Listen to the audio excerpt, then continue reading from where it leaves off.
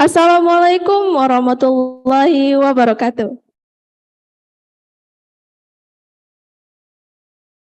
Respectable Head of Department of Statistics Universitas Syiah Kuala, Dr. Zurnila Marli Kusuma, SSI, MSI. Honorable, the Representative of International Affairs, Universitas Syiah Kuala. Honorable, the coach of Honorable, the coach on the International Student Forum, Ms. Fitriana AR, SSI, MSI. Honorable, Professor Dr. Chinnapong Angsuchotmetee, and of course, all of the audience that we love. First of all, let's thank Allah, the Lord of the world, the King of the Day of Judgment, who has given us health and the opportunity so we can attend and participate in this big event. Peace, love, and salutations to our Prophet Muhammad SAW, who brings us into the right way of life and leave all the darkness. Ladies and gentlemen, I am Husna Khairani Syafitri as your Master of Ceremony in our big event, Statistics Virtual Program International Student Forum.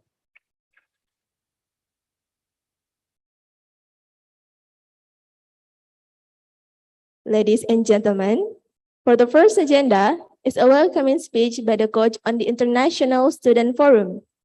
To Ms. Fitriana AR, time is yours.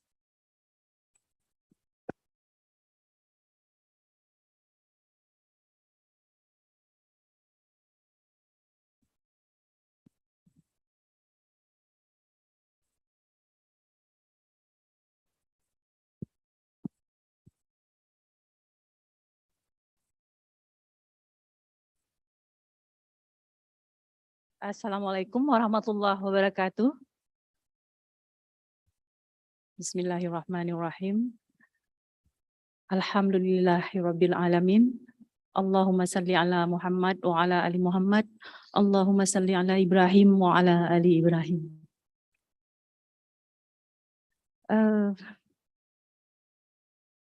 Just 2 days ago, I had a conversation with my friends, but I'm going to tell you later. Because today we have here our my friends, college and CUTE students. I'm going to say respect and honor first to our head of department, Ibu Zurnila Marli Kusuma, my mentor, my lecturer, and also all of the mentor, Pak Samsul, Bu Latifah, Ibu Ocha, dan my friends Ibu Nur Hasanah, and also our honorable Bapak Professor Chinnapong Angsuchotmetee, who I think he's already in the Zoom meeting. I hope I can see him in the Zoom meeting short. So back to my story. Just 2 days ago, one of my best friends, she talked to me. One sentence that I don't think I'm gonna say, I'm gonna agree with her or with other people. I'm one of the lecturer who likes to be in a face-and-face interaction in teaching, always like that. She said like this, untung ya, dia bilang gitu, untung ya ada pandemi. Why? Gara-gara pandemi, student dan kita itu tahu Zoom, katanya gitu. I think that's right. So we lucky, any situation, we lucky to have this pandemic because beside Tokopedia and Shopee, yeah, that's also the beneficial things of this online era. Also, we have Zoom system right now. It's very easy.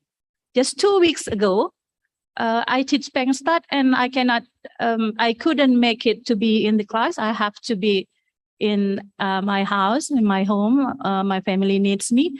It's very easy. I just go to WhatsApp group and I say something. We have Zoom meeting, and it's just done like that. It's very easy. Although I don't like it, but it's very easy. So today, I believe you all will talk about that. So it's very nice, very joyful that you will talk what is good and bad in this post-pandemic era. What you're gonna have, what habit, what you're not used to, and now you used to. Of course, from scientific point of view, and that's very joyful. So not to make it long, I think. Recording in progress. Not to make it long, I think I'm here to begin this story. Let's start this event. Sorry.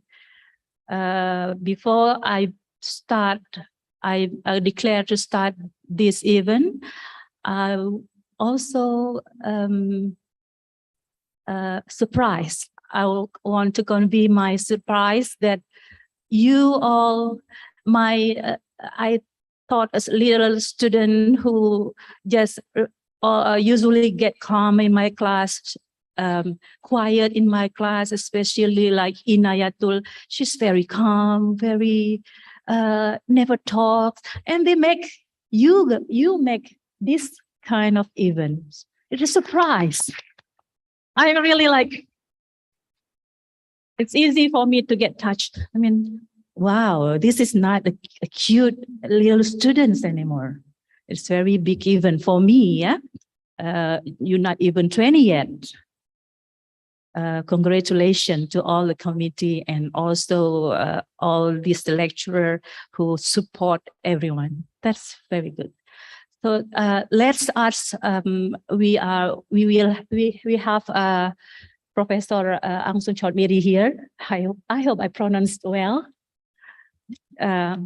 Because sometimes I make a mistake in pronounce foreign name. Yeah. So to make it short now, let's start this event by this sign. Thank you. Assalamualaikum warahmatullahi wabarakatuh.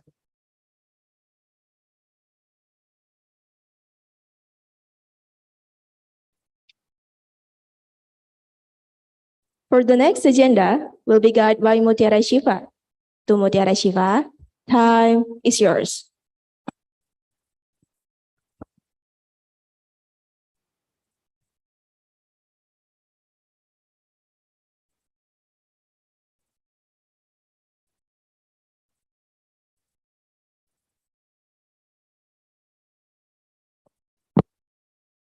Thank you, Husna.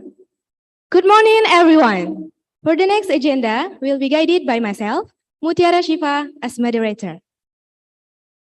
Well, ladies and gentlemen, as the theme of our student forum suggests, the role of Internet of Things, or IoT, based technology in tracking and controlling COVID-19 in the post-pandemic era. We are all currently in the post-pandemic era, where we have passed COVID-19 as a measure of global crisis. Over the past 3 years or so, our life has changed, and our daily activities were previously restricted. We are now taking our classes online, and also the Student Forum project will take place online. However, we must have the same energy and excitement, because I firmly believe that the crisis we are in at that time has a disturbing power that we can see as an opportunity for change and reconsideration. Many areas such as digitization, climate change, and healthcare are possibly put back on the international agenda. In this momentum, we will be Student Forum project, the role of IoT in controlling the current COVID-19. Ladies and gentlemen, let me introduce our keynote speaker today. He is Professor Dr. Chinnapong Angsuchotmetee, from Prince of Songkla University, Thailand. Good morning, everyone. Professor Dr. Chinnapong Angsuchotmetee has the position as lecturer and deputy head of division. Educational background of Professor Dr. Chinnapong Angsuchotmetee from 2005 to 2009, BSc Computer Science at King Mongkut University of Technology, Thonburi, Thailand. From 2009 to 2011, MSc Information Technology at King Mongkut University of Technology, Thonburi, Thailand. And from 2013 to 2017, PhD Computer Science at IUT de Bayonne at Du Pays Basque, Anglet, France. Professor Dr. Chinnapong Angsuchotmetee has a research interest in the topic blockchain, IP telecommunication, Internet of Things, evolutionary computation, and semantic web. Ladies and gentlemen, I want to announce that at the end of this event, there will be prizes for 5 people with the best questions. So make sure you pay close attention to this event until the end. Okay, before we listen to the presentation, I would like to greet Professor Dr. Chinnapong first. Good morning, Professor. How was your day today?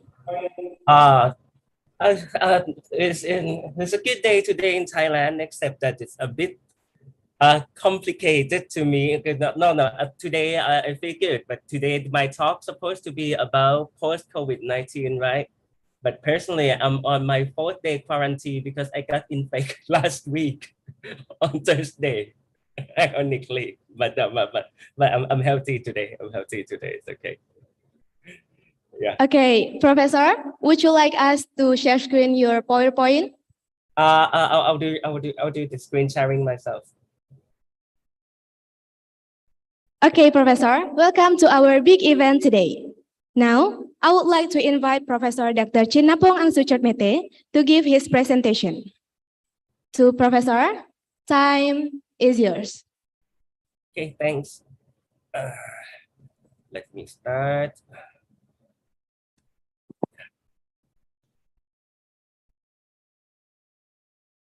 Yeah. Good morning again, everyone. Okay, my name is Chinnapong Angsuchotmetee from Faculty of Science, Prince of Songkla University, Thailand.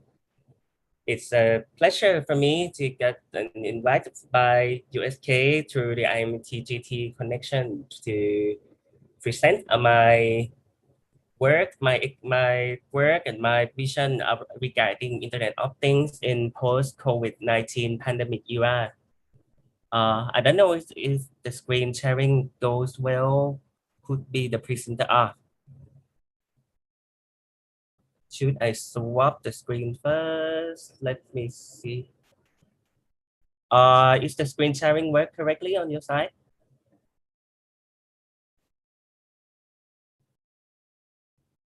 Yes, it's work well. Oh, it worked well. Okay. Okay. Thank you. Okay. Then let's start then. Okay. Right now, when we have COVID-19 problem, Internet of Things during 19 problem 2 years ago, how it was developed. It was developed in the rush. In the rush, why? Why we have to be in the rush during that time? Because very few population during that period are not immune. Very few people are immune or vaccinated. So Internet of Things and technology that are used during that period are mostly used for containing the spread of the virus. How? Through fever screening and to social distancing. This one I talked about before during the pandemic. Okay, so the solution during that time is body temperature screening and contact tracing. Here is a bit of screen capture what we did during the pandemic era, the pandemic period. Here's the one that personally I work on it myself.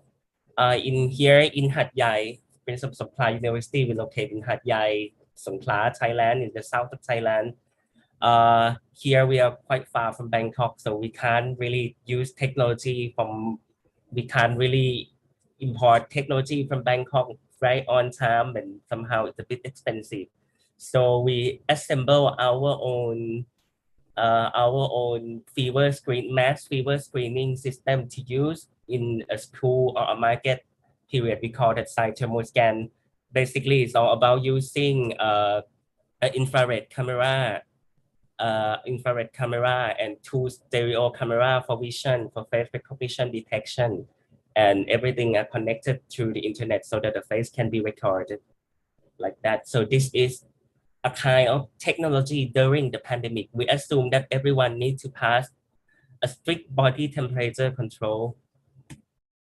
And also we need to have some contact trace. We were having the contact tracing solution, like in here in Thailand, everyone during the pandemic period, everyone were obliged to have a tiny bit of software called Thai Chana, so that when we went to any shopping mall or when we went to whatever location restaurant, we need to scan the QR code to record our registration here, so that if there were someone got COVID infection nearby, we would get a report, a notification on our mobile phone, or someone will call us later that you were at risk of contacting.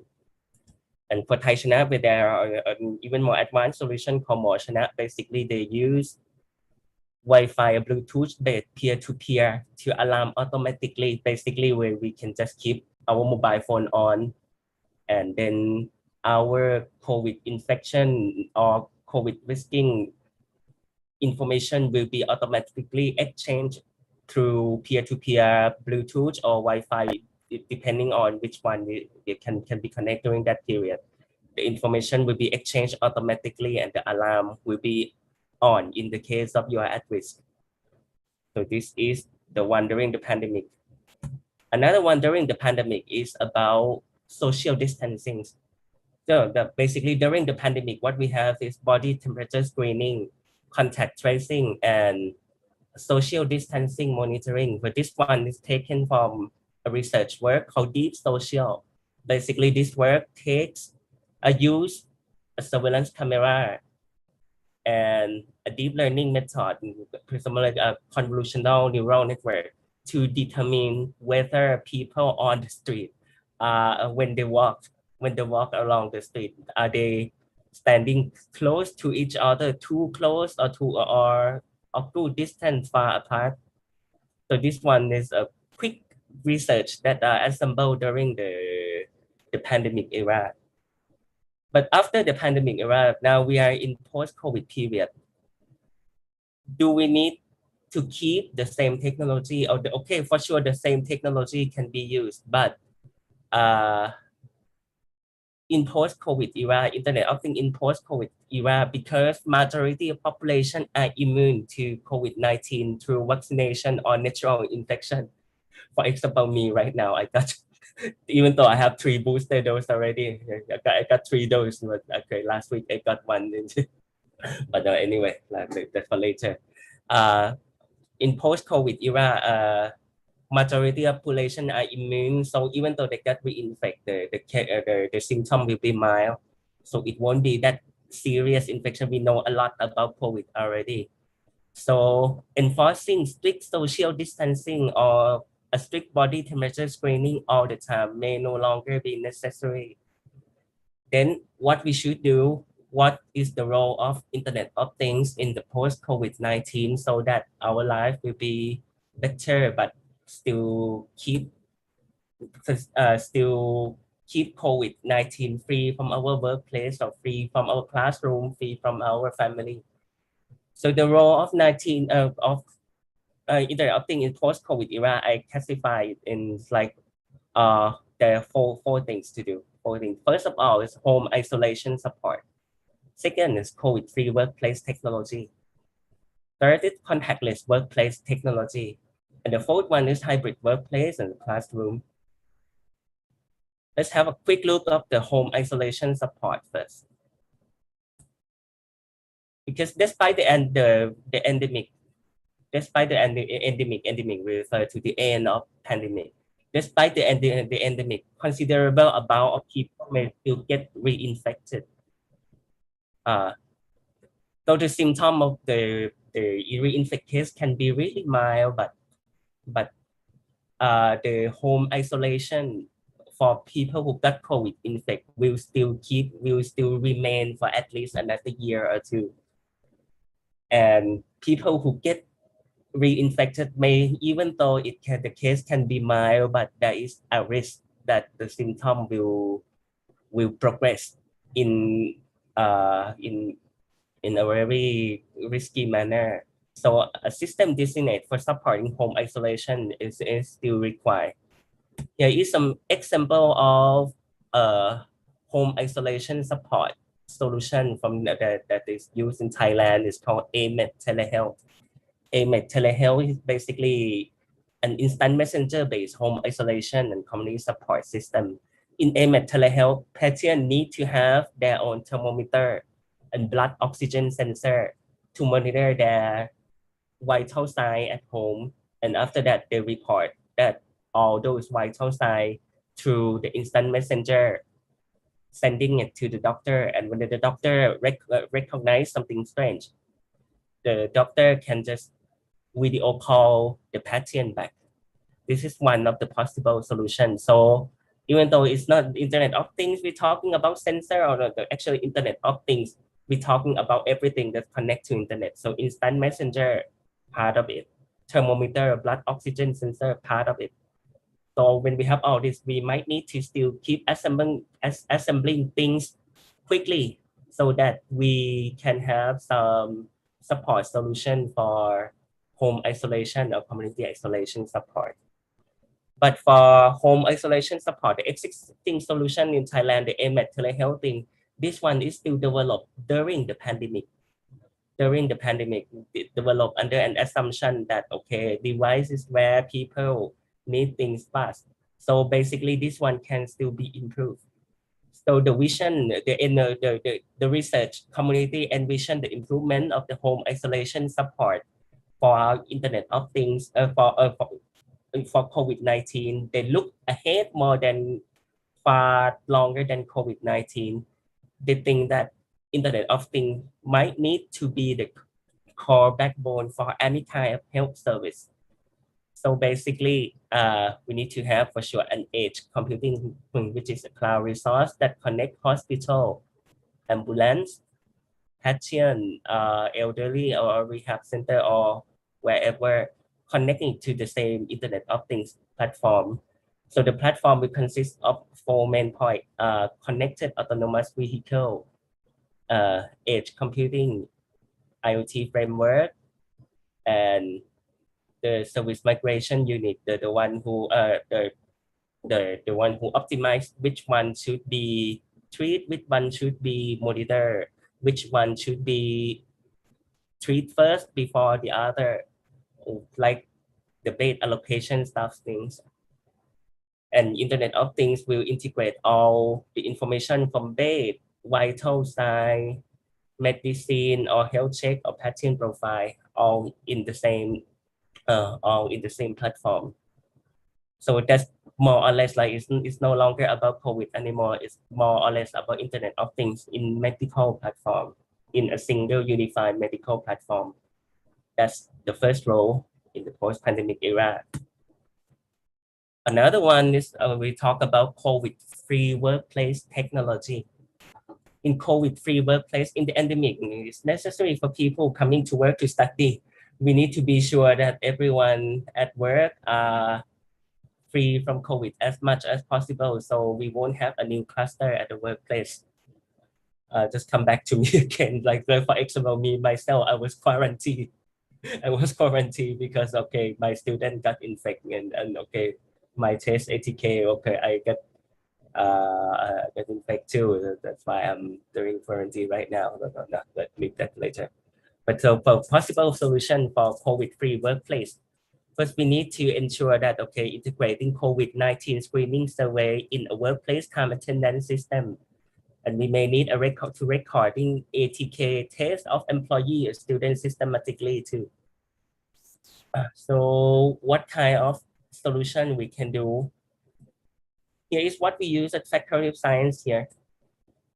It's a system called SciRound. So basically it's a mobile platform where everyone that wants to go to university on site, regardless student, lecturer, or guest, they need to open the SciRound platform, filling out all the risk assessment question, and telling them when is the last time that you test ATK, when is the last time that you took a COVID test or took vaccine, and then record all the information. And if you pass the screening, you are allowed to enter the faculty.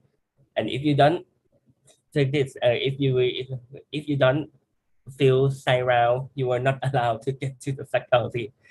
Here's what we use right now lately in Faculty of Science, just to be sure that everyone are aware of COVID-19. But this one can be improved even further. We can put some screening system, some screening survey, right?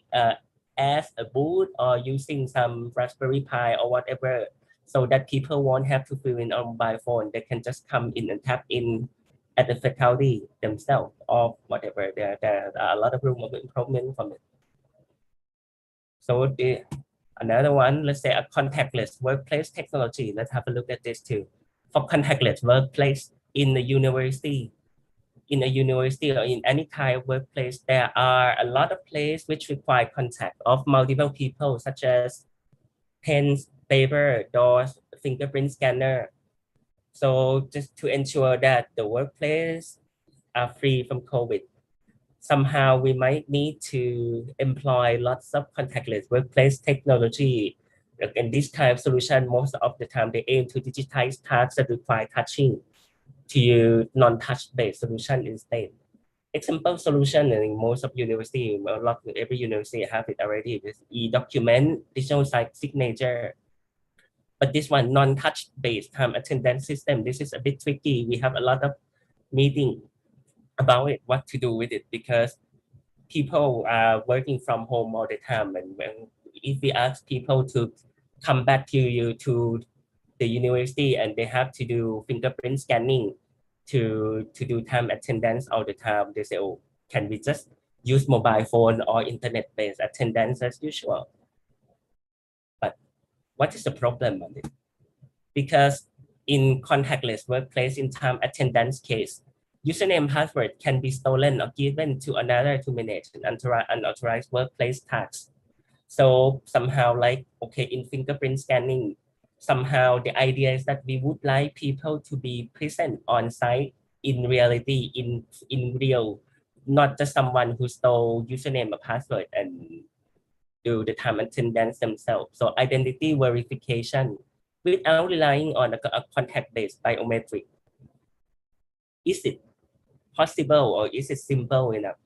Or can it really be done? Like, imagine that you can sign from mobile phone, but the biometric information on mobile phone, can it be enough to be ensured that is it really you who logged in, like that? Existing solution nowadays, first one, mobile application time for time attendance checking. Here is this one we use in the Faculty of Science, and we also use in the Office of Digital Innovation System in Prince of Songkla University, another office that I also responsible for managing. In this system, we use time attendance checking using GPS area, mobile back address, and then some Wi-Fi signals to control instead of using biometric identity. Advantage is simple. It can be used for work from home case. Anyone who has mobile phone can do time attendance checking without queuing in front of the fingerprint scanning machine all the time, which is safe, non-contact. But we can't really be sure that who cheat through the fake mobile GPS and MAC address input. There are other type of solutions like face recognition through video surveillance, which is we envision that it could be the next, the future non-invasive, non-touch, non-intrusive based time attendance checking. We can simply walk into the room and then our time attendance checking will be recorded automatically. Okay, the advantage is that it's completely contact free, cannot be cheated, but the problem is that, okay, most of the existing solution is commercial. It will be difficult to integrate with existing university system, and we still need a separate solution in the case that somebody need to work from home due to COVID-19, due to they get infected from COVID again. So basically, one of the major challenge for Internet of Things design to summit on this part is that how can we do identity verification without relying on a contact base, but the quality of the identification is as strong as a biometric contract. So another thing that I would like to point out is about earlier I talked about the hybrid workplace, hybrid classroom. Everyone used to it, that we need to run a classroom where everyone on site and online can both be attend, so that people who are at risk of COVID can work or can study without having to come or take risk of coming to university, joining everyone. But for at the end of my presentation here, I would like to point out a bit of major research challenge in Internet of Things. The name I call in my research team and the research group, we don't call it Internet of Things anymore. We call it more or less like a multimedia sensor network. Why we call it a multimedia sensor network? Because in Internet of Things, a sensor is no longer just a simple sensing device. Basically, it's everything. It could be software, it could be a machine, or it can even be a people filling in stuff in a software. So and these everything, all the sensor, all the people, regardless human sensor, software sensor, or physical hardware sensor, it can produce more than one kind of data all the time. It can't just simple. It produce not only just a simple number or a simple video. Sometimes it can be video and number. Sometimes it can be like Excel file with image. So basically, we have heterogeneous data, heterogeneous Internet of Things system. We have lots of systems connect to us all the time. So a multimedia sensor network, in my term, is called a network of interconnected multimedia sensor. And what is the challenge in multimedia sensor network? The challenge is that how can we define events and detect events that may occur among heterogeneous data gathered in multimedia sensor network, because it's a really difficult task. When we talk about big data, when we talk about big data processing, statistic data science,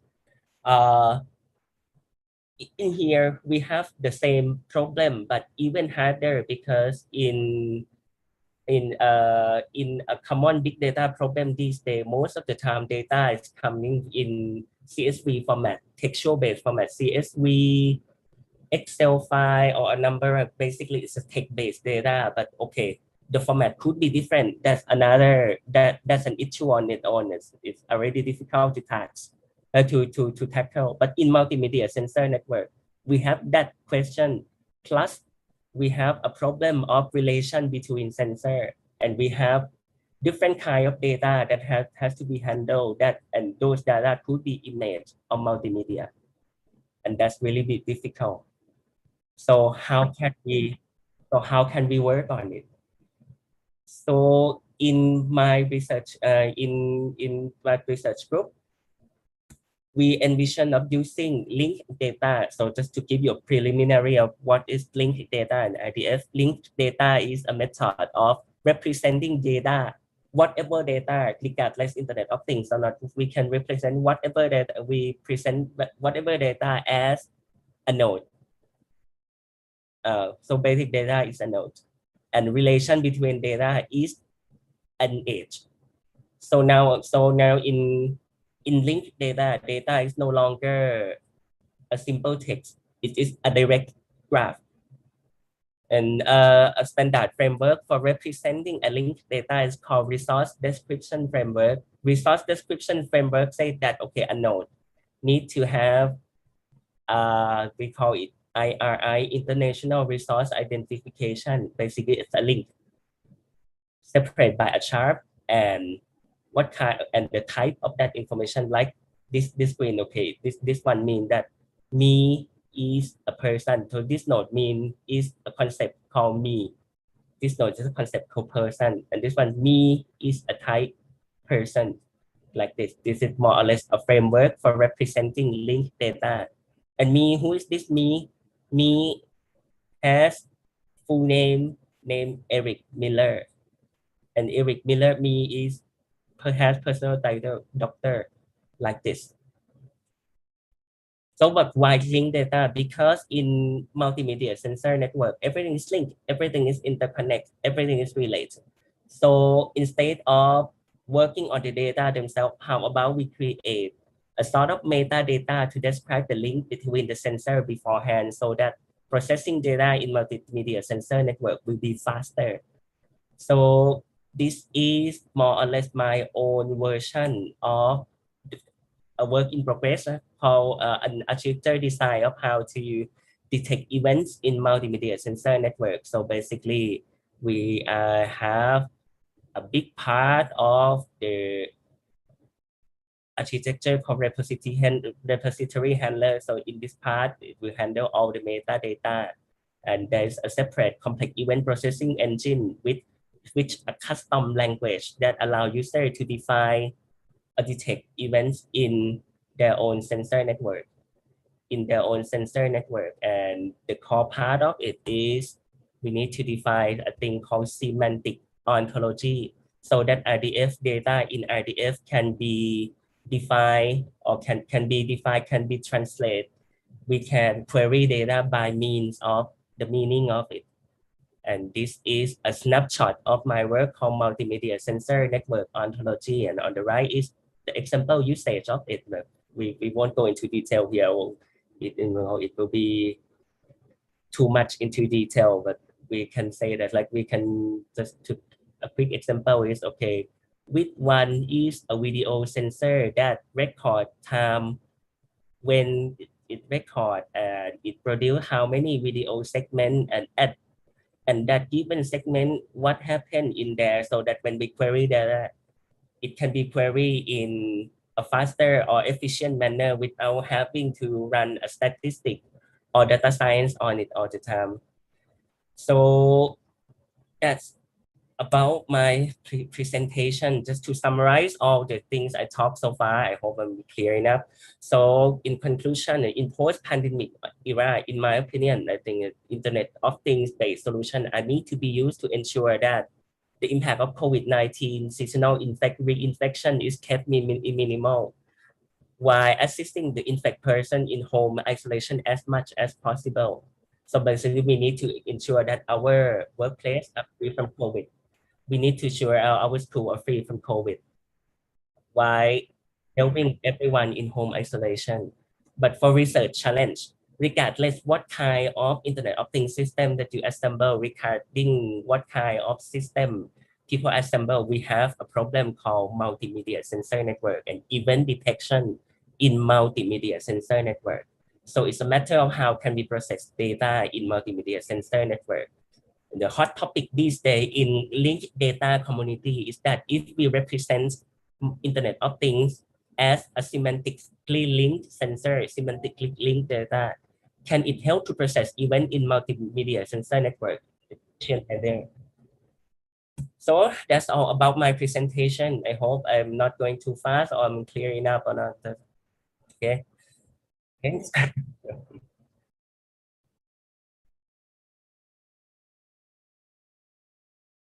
Thanks. I would be glad to answer any question that you may have.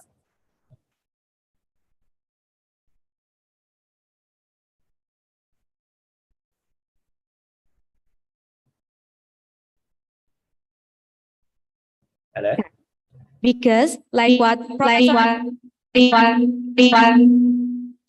Professor Chinnapong said, the example of using IoT is so useful for our lives. Now, it's time for a Q&A session. For participants and audience in this room, just raise your hand to ask questions. For participants and audience on Zoom, please use the chat box or raise hand feature, then unmute your microphone and turn on the camera. To anyone who wants to ask questions, we welcome. Okay, the first questions came from participants in this room.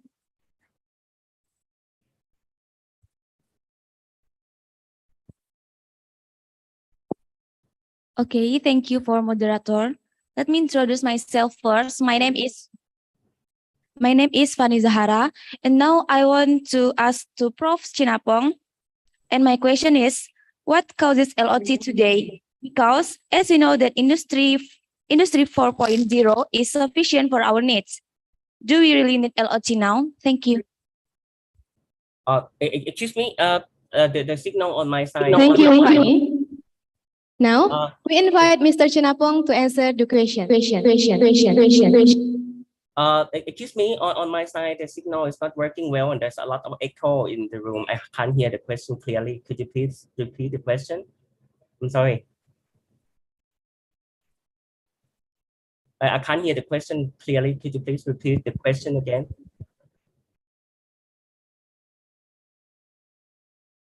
What causes LOT today? Because as we know that Industry 4.0 is sufficient for our needs.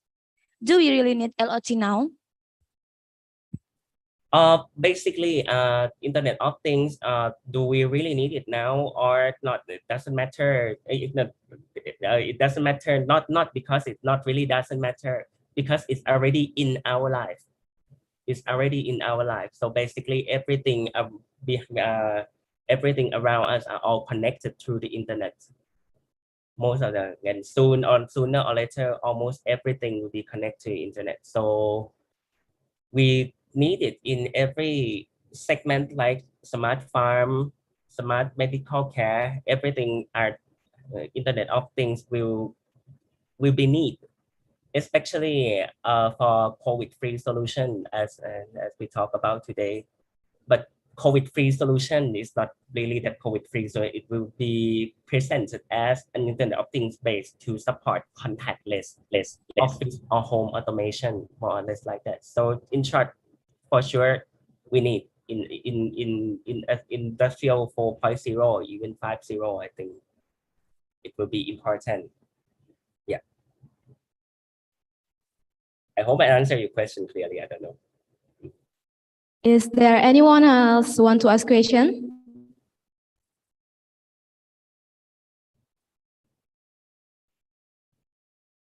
Okay, the second question still came from participant in this room.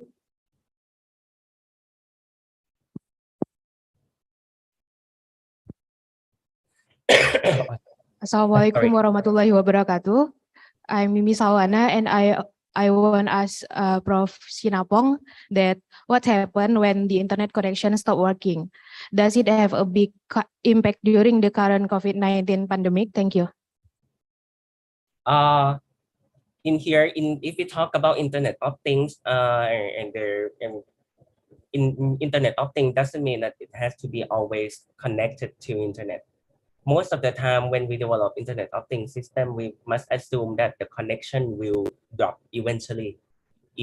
So if we talk about developing a new sensor node or sensor device, we need to develop two things. The first thing is that we need to ensure that all the data records are locked within the sensor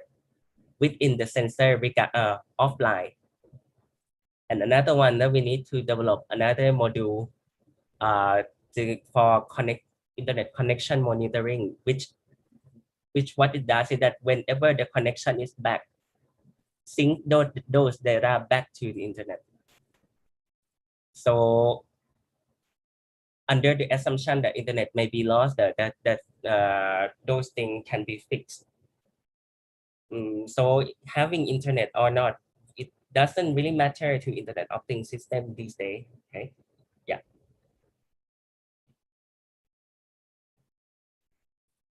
Thank you, Professor, for the answer. Is there anyone else want to ask questions?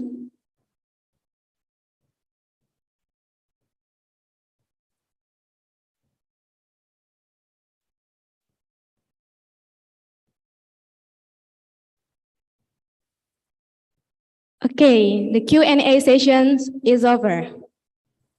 Thank you, Professor, for the answer, and all of participants for your very active participation. Yeah, thank you for having me. And before I go, just I would like to emphasize a bit, because here is today is a statistics forum, statistic explorer. I would like all of you, when we look at Internet of Things, even though it's not really related to statistics, but somehow because Internet of Things produce lots of data, and if we look ahead, if the data is a text-based, how can we do with it? If the data is video, what can we do with it? If the data is linked data, what should we do with it? And that's a good question for statistician. I hope I'm useful to all of you today. Thanks for having me. Yeah.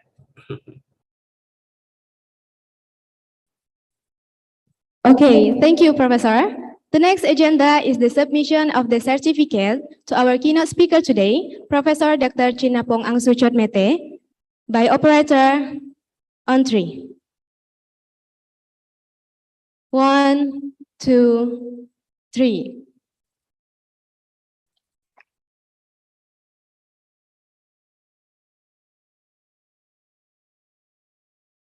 Okay, thank you. For participants and audience on Zoom, please turn on the camera because we will have a photo session together. The photo will be taken by operator on 3. 1, 2, 3. Next slide. 1, 2, 3. Thank you. Ladies and gentlemen, for the next agenda, we'll be guided by Norman Khalis. To Norman, time is yours.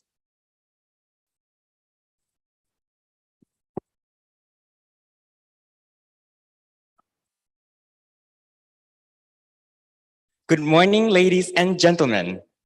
I'm Norman Khalis as the moderator of our event today. I'll guide the next event, which is a group presentation by the Student Forum participants. But before we move on to the presentation, let me introduce the mentors who took an active role in helping each group to complete their projects. The first mentor, we have Mrs. Latifa Rahayu Saragar SSI MSc with a master's degree in statistics at Science Malaysia University and a bachelor's degree in mathematics at Universitas Syiah Kuala. The second mentor, we have Mr. Samsul Anwar, SSI MSc, with a master's degree in science at National Donghua University, Taiwan, and a bachelor's degree in science at Universitas Diponegoro, Indonesia. And the third mentor, we have Mr. Novi Riandi Sasmita, SSI MSc, with a Master's of Science in Epidemiology at Prince of Songkla University, Thailand, and a bachelor's degree in mathematics at Universitas Syiah Kuala. Okay, ladies and gentlemen, let's move on to the presentation. The first group with a subtheme big data and consists of several people. They are Yolanda, Nur Hidyati, Mufaddil, and Rahmatul Adafona from Universitas Syiah Kuala and mentored by Mrs. Latifa Rahayu Saragar SSI MSc. To the first group.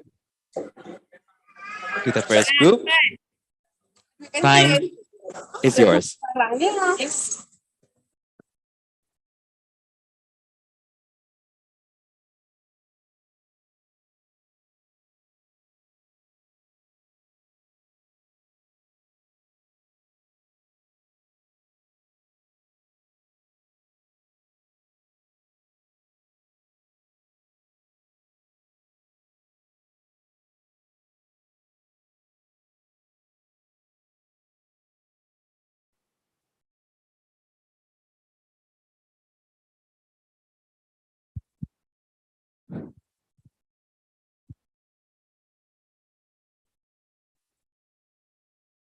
Okay.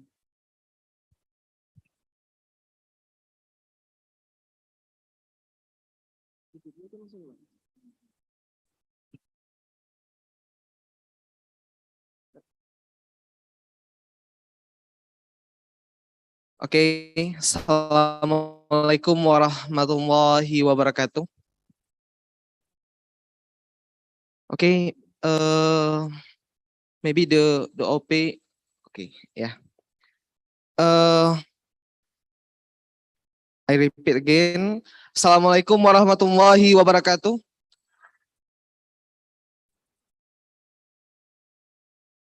Okay, Alhamdulillah. Alhamdulillahirabbil alamin. Wassalatu wassalamu ala asrafil anbiya wal mursalin wa ala alihi wa sahbihi ajmain. First of all, let's thanks to Allah, the Lord of the world, the King of the day after, who has given us healthy and opportunity so we can enjoy our big events today. Peace, love, and salutation to our Prophet Muhammad Sallallahu Alaihi Wasallam, because he was brought us from the darkness to the brightness as we feel right now. Okay, today our team, we are from Team 4, Big Data. Let me introduce our team. I am Yolanda, and my partner are Mufadil, and Nurul Aulia, and Rahmatil Adapona. Okay, the title of our presentation today is an application of generalized Poisson regression model to affect the factor effect of the number of the poor population in Aceh. Okay, our mentor are Latifah Rahayu Siregar, SSI, MSc. Okay. Okay, next. Okay, the introduction or the background of our research are next. Okay, this is the Indonesian map. Our country. We know that our country is the largest archipelago country in the world. We have more than 273.5 over 273.5 million population. So because of that, the largest population, big population, must be affect another number. The one of the level of economic growth. So because we have a big the level of economic growth is affect, and the big number of population make an opportunity of having a job of the people in our country is a minimal condition, and also in education condition. So because of a big population, its effect in economic sector, in a job sector, and also in education sector. So because of that, next, please. Yeah, this a graphic. So the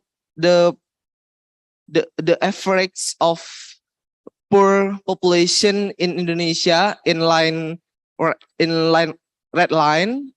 So from the all of 34 provinces in Indonesia, we can show that there are many provinces that the average of poor population percentage are more than the average of Indonesia. We can show that from Sumatera Selatan, Nusa Tenggara Timur, and also our province Aceh. Yeah, because of that,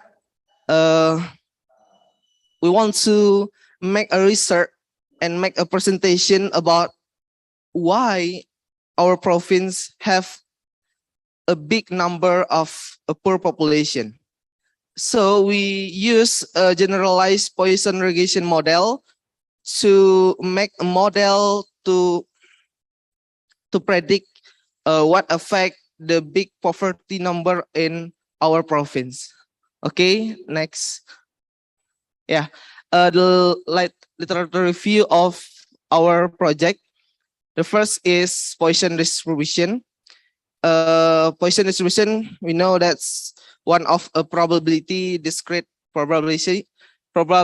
discrete distribution with binomial. So a Poisson probability function formula you can see at the slide. The Poisson distribution was the number of experimental result in a certain time or area in a probability. So next, from Poisson distribution, we go to Poisson regression. So Poisson regression was an application of generalized linear model. We know that Poisson regression using dependent variable using a number of exponential or we say it Poisson, and the equation of Poisson regression you can see in the slide. We use the average number of event and coefficient metric of the estimate and the n of the number of data. Next, and then this is the parameter estimation of Poisson regression model. We use likelihood function to estimate the parameter. Next, yeah, and also a concurrent and partial test in regression distribution must be assumed. Okay, next.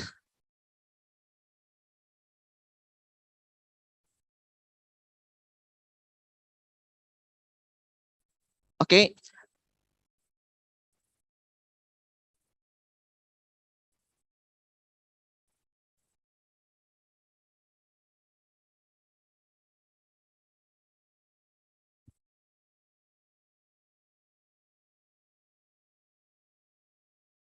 Okay, yeah.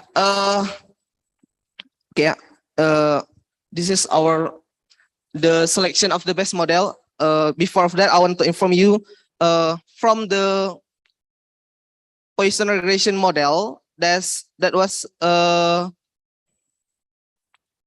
condition where a model not have a capability to use. So we must to select the best model to use. We use a key information criterion or AIC equation. You can see at the slide.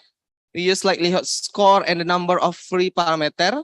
So the best criteria was the small number of AIC. Okay, next.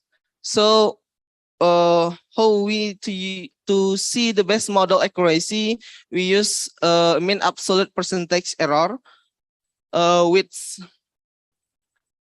using the forecast value of for time in t period and observation number. So from the mean absolute percentage error, if the mean absolute percentage error less than 10%, the criteria of a model was highly accurate forecasting. So if the mean absolute percentage error in the interval 10% to 20%, that was a good forecasting. And if the mean absolute percentage error in interval 20% to 50% was a reasonable forecasting, and if mean absolute percentage error more than 50% is a weak in inaccurate forecasting. Okay. For the next chapter, we'll explain from my partner, Nurul Hidayati.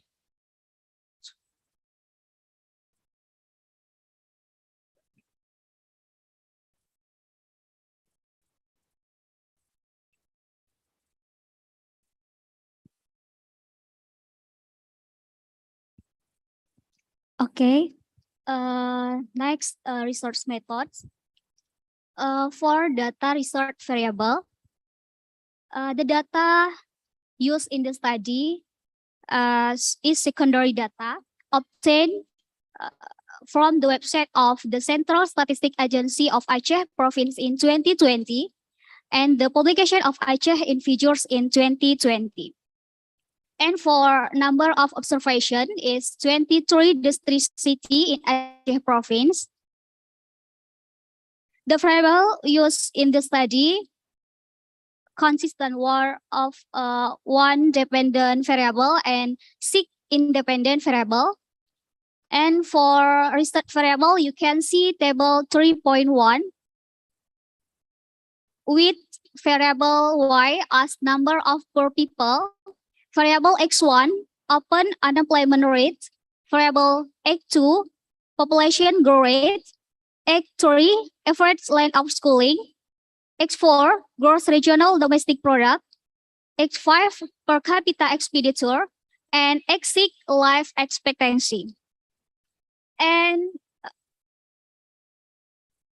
for this study, we can use 3 software, namely SPSS, RStudio, and SAS. Okay. The step of data analysis in this study are the first, collecting data. Next, descriptive analysis using summary statistic. And then multicollinearity test using variance inflation factor or VIF value. If there is multicollinearity, then do PCA or principal component analysis. And if not, then continue with Poisson regression model.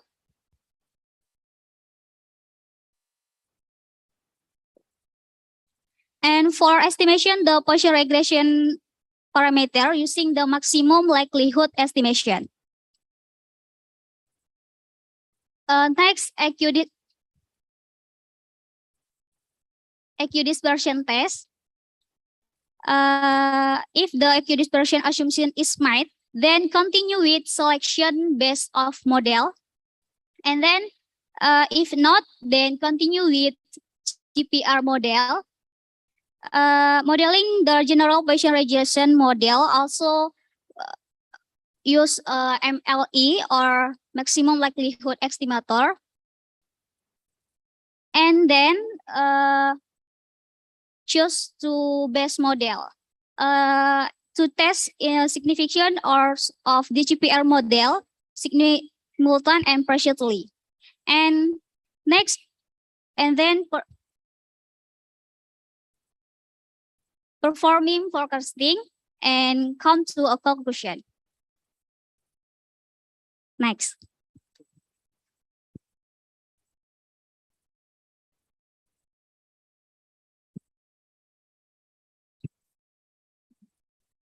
The next, descriptive analysis. For the table 3.1, summary statistic, and for the variable Y or number of poor people, we can see the maximum data is 106,410 poor people, with the minimum data is 5,217. And the mean is 35,432. We can see any expansion of other variable in the table 3.1.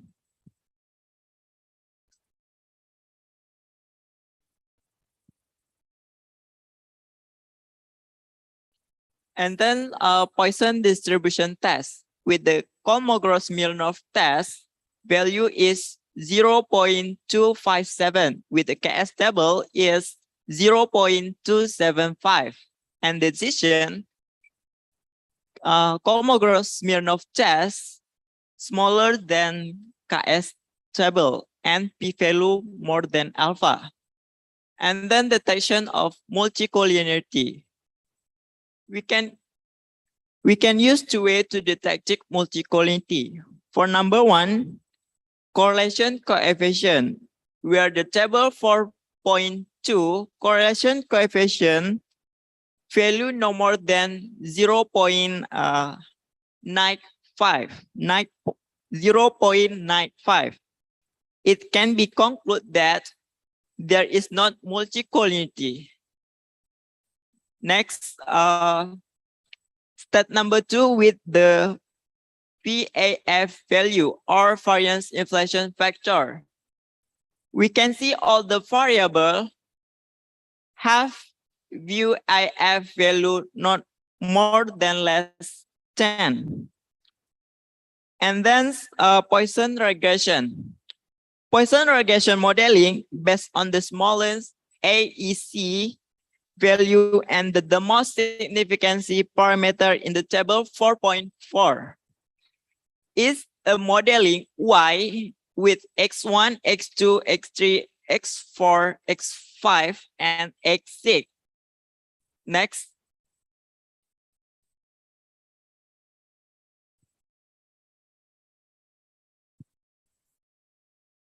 And then simultaneous test with the rejection area, DB hat more than chi-square and decision reject H0. And conclusion is there is at least one parameter that has a significant effect in the model. And then a partial test with the rejection area, Z test more than that table and decision reject H0. The parameter has significant effect in model.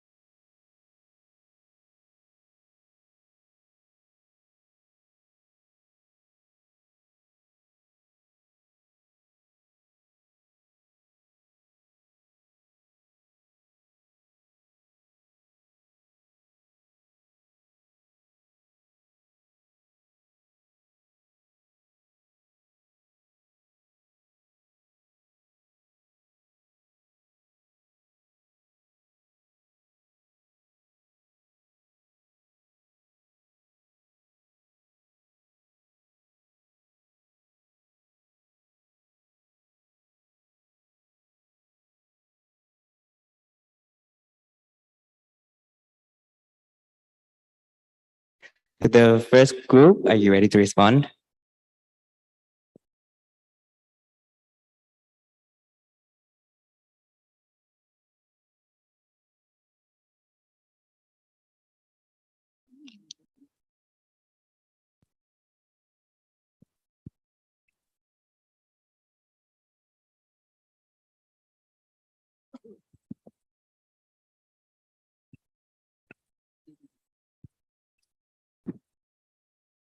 Okay, thanks for question. We will try answer for first question for Sylvie. The result of the study show that three variables that to have effect on the number pure people.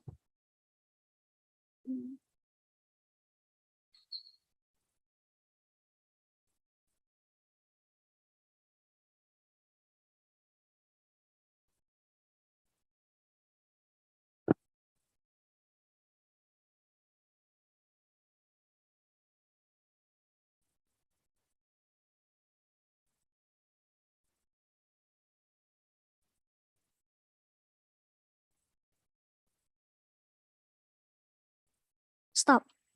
Okay.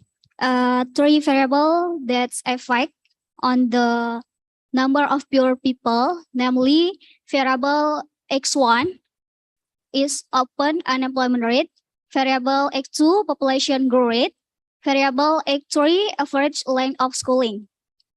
But the most influenced variable is variable x3 average length of schooling.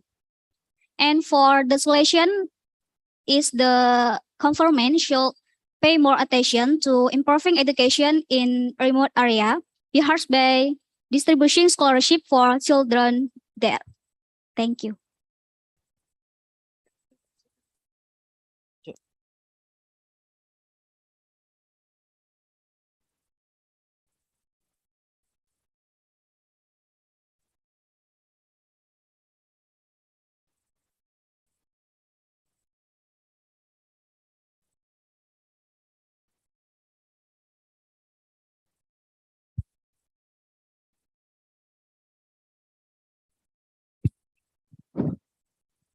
Okay, for the next question from Nonanda. Oh, okay. The next question. Why we use Poisson regression? Yeah. Okay.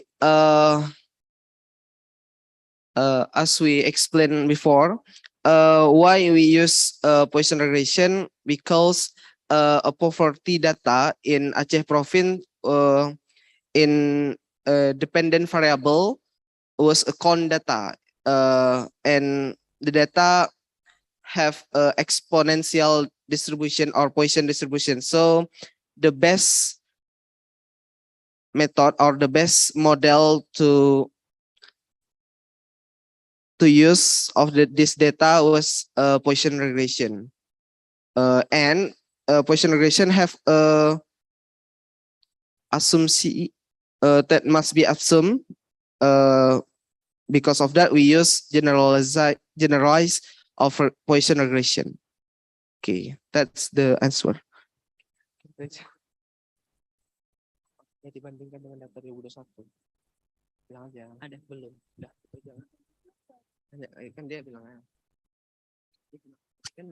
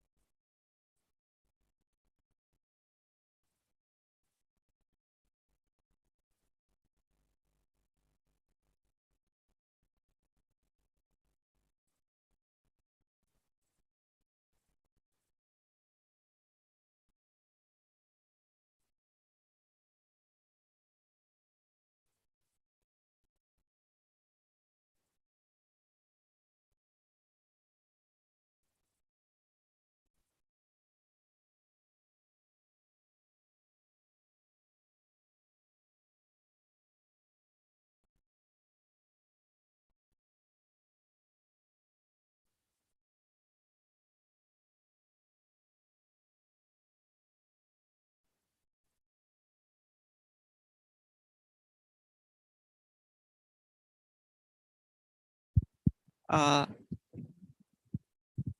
Thanks for question, Rexy. We'll try for the answer the question. We don't check the poverty data in Aceh province in 2021 to explain our model yet.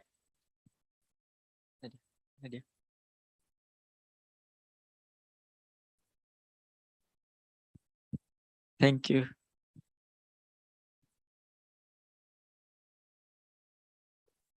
Okay, thank you very much for the first group. But we would like to have one more question from the Zoom meeting. Please raise hand and unmute. Thank you.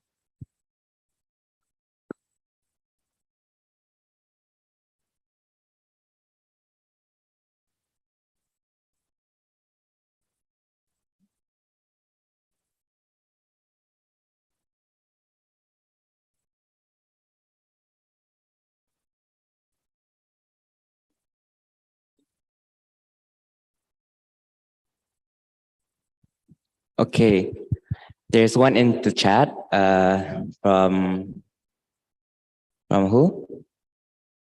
From Rizky Heza from Kuala University. She asked the question, based on graph 2, it can be seen that the percentage of poor people are in the provinces of Papua and NTB, Eastern region. Is there any influence of, would you mind going down?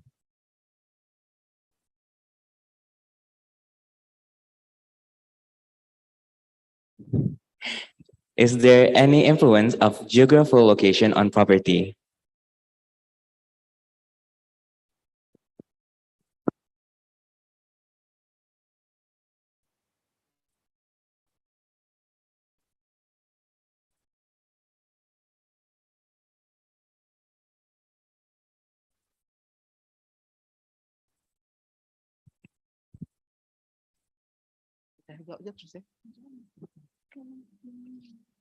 Okay.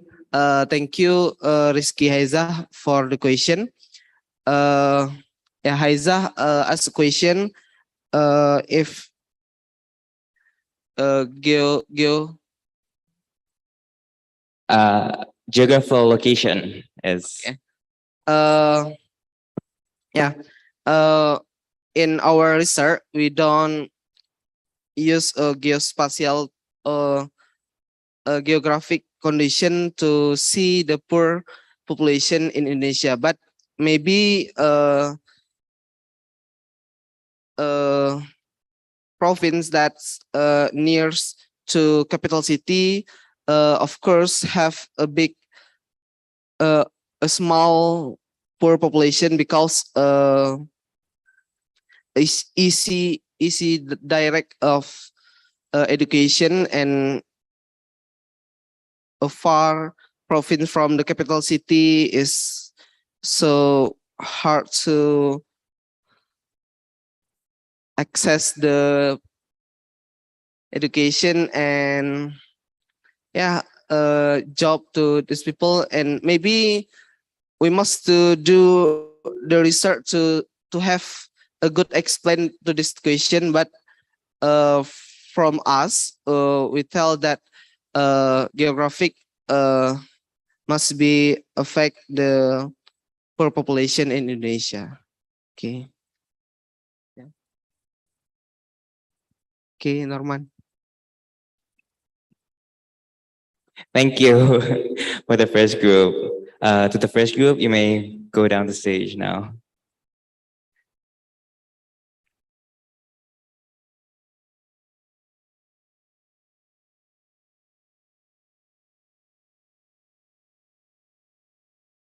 Okay, that's all our presentation. We feel sorry for our mistakes. Thank you for your attention. Finally, we say Assalamualaikum warahmatullahi wabarakatuh.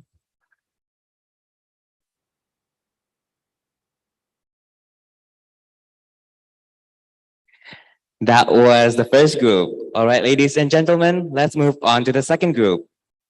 The second group with a sub-team machine learning and mentored by Mr. Samsul Anwar, SSI MSc, and contains of several people.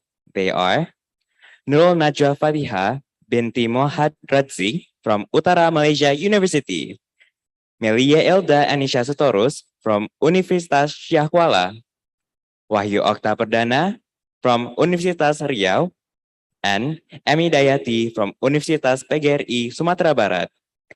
For the second group, time is yours.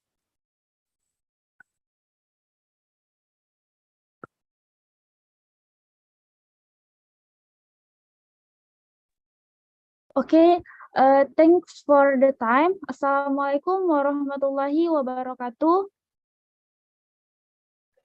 First of all, let's say thanks to God that give us chance and time to collect in this place to do this activity. And thanks to all of you for the attention. Today, we will a presentation about machine learning with the title Machine Learning in Validating Whether COVID-19 Patients Should Be Hospital or Not.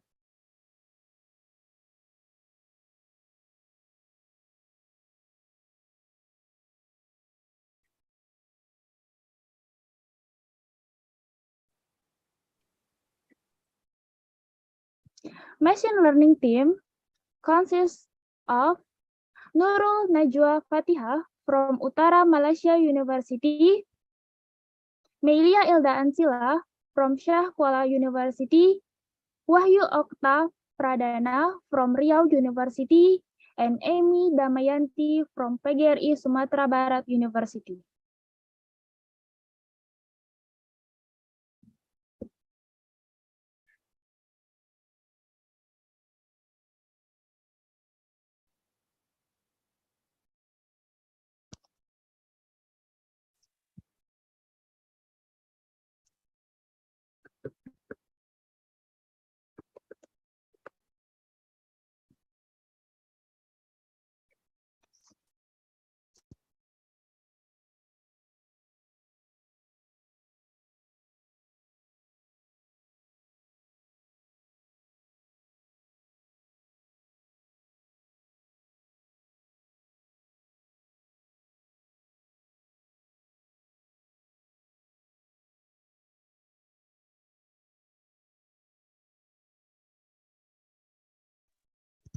Please, our PPT.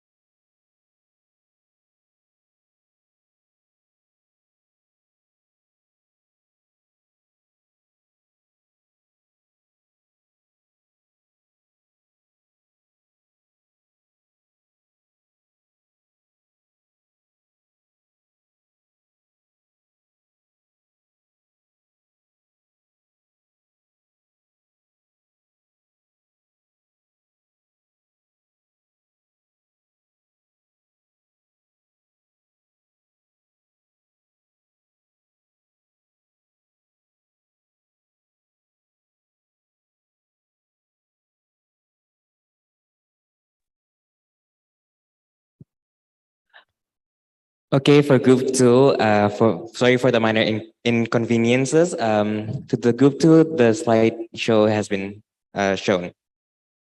To group two, time is yours.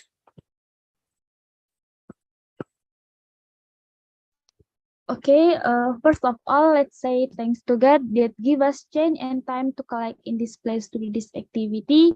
And thanks to all of you that give us for our opportunity. Okay.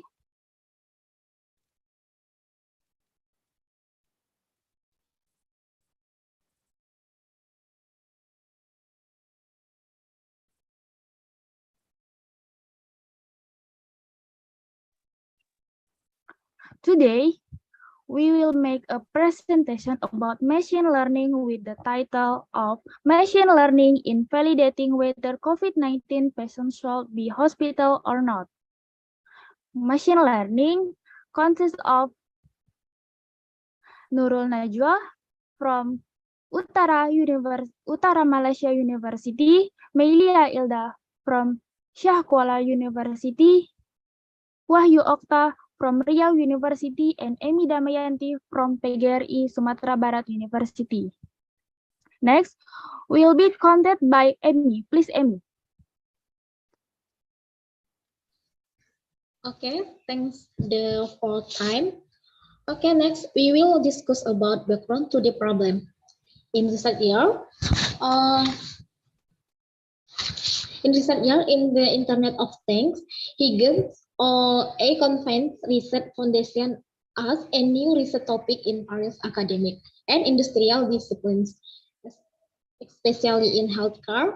The IoT revolution is responding in the modern healthcare system by combining technology, economy, and social prospects. It expands the healthcare system from conventional to a more personalized healthcare system where patients can be diagnosed, treated, and monitoring more easily. Currently, the number of COVID-19 cases worldwide has reached more than 619 million, with 65 million deaths. Not all patients need to be hospital due to limit healthy facilities during the pandemic period. Patients with worse condition should be prioritized for getting access to healthcare. Hence, it is crucial to classify which patients should be hospital to reduce the death rate on COVID-19 patients. Next. Research purpose. Prediction whether COVID-19 patients need to be outpatient or inpatient in a hospital to reduce the death rate. Next. Research method and model. A. Death. We employed data of COVID-19 patients in Spain with a sample size of 119 sick and 188 subjects. The secondary data obtained from the Kaggle website. Data is divided into two parts, namely training that 17.5% and testing that 25%. Okay, moderator. Okay, next, the following are the variables that the use in machine learning research. The variable consists of 12 variables, where patient type is a response variable, while the other variables are predictor variables. Next. And then we'll discuss about the method used in this project. At this time, we use the random forest method in predicting whether COVID-19 patients should be hospitalized or outpatient to reduce the death rate. Two tuning parameters are set in the random forest model, namely node size 25 and 50 and N3 100 and 200. Next. The following data analyzed in this project consists of 12 variables, namely gender, patient type, age, anemia, diabetes, asthma, intake, hypertension, other disease, cardiovascular, obesity, and tobacco. We use data on COVID-19 patients with a large sample size of 196,188 subjects. Okay, next. This is the result displayed from random forest. In this result, we get 4 models that we present with various parameter settings that are different for each model. It can be seen the first model that we use the parameter setting with node size 25 and entry 100, when all the variables in the first model table are added up, the value obtained will be the same as the value in the testing data. It can be said that the inpatient value is 10,172 and the value for outpatient 3,171 is the correct predictive value, while the value for outpatient is 4,841 and the inpatient value is 1,845 wrong prediction. Then the accuracy value is 86.36, as well as model 2, 3, and 4. It can be seen from the 4 models that the highest accuracy value is the second model with an accuracy of each 6.38. Okay, next. That I can be conclusion that the independent variables can be used to predict whether a COVID-19 patient should be hospitalized or not. In our model, random forest show a good performance with the accuracy of 86% in predicting the type of patient. By predicting the type of patient accuracy, the death rate of COVID-19 patient could be reduced. Next. This is the reference we use in our project and machine learning in validating whether COVID-19 should be hospital or not. Okay, thank you.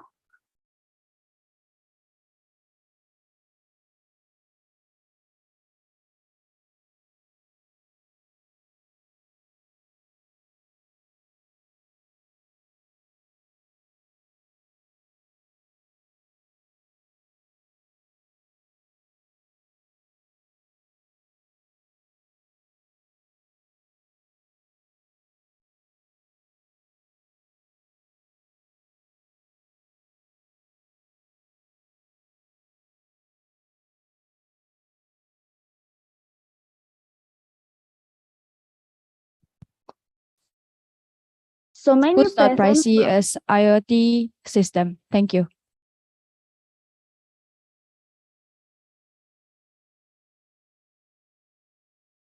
Okay.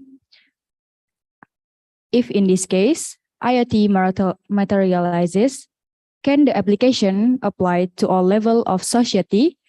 Because we know it's definitely not cheap, while a lot of medical manual classes and lower class still complain for manual medication treatment.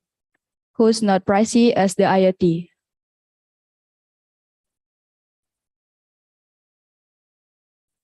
Thank you.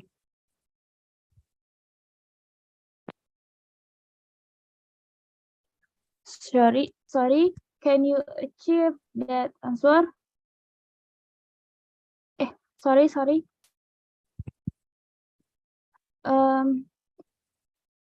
Can you repeat the question again? If in this case, IoT materializes, can the application apply to all level of society? Because we know it's definitely not cheap, while a lot of lower and middle classes still complain for manual medical treatment, who's not pricey as the IoT system. Thank you.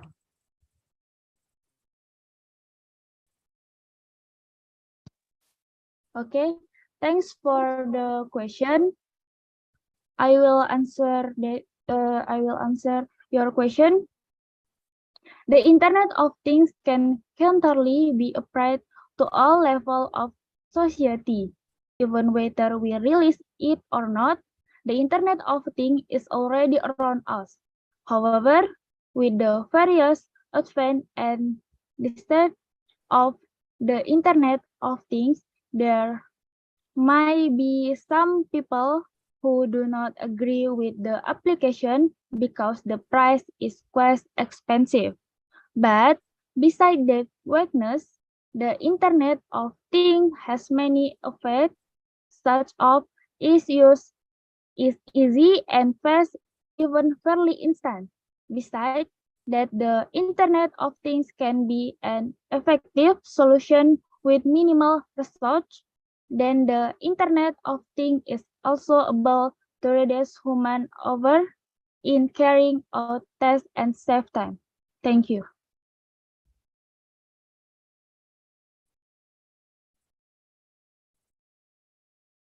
Thank you. Okay, we would like to have 2 more questions from the audience.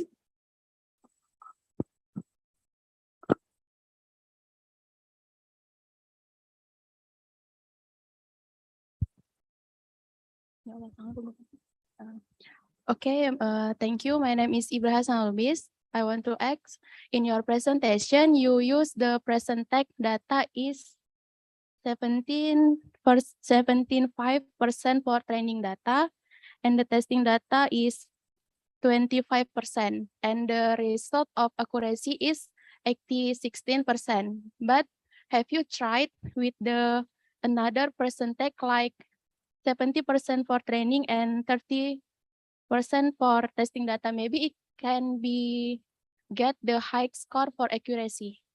Thank you.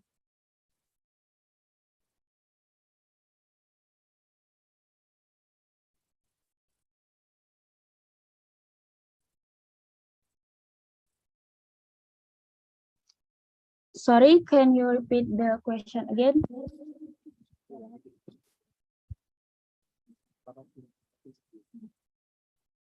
Okay, in your presentation, you use to training data is 75%, and the testing data is 25%, and the accuracy result is 16%. But have you tried with the another percentage like testing data is 30% and training data is 70%? Maybe it can take the high result from the before.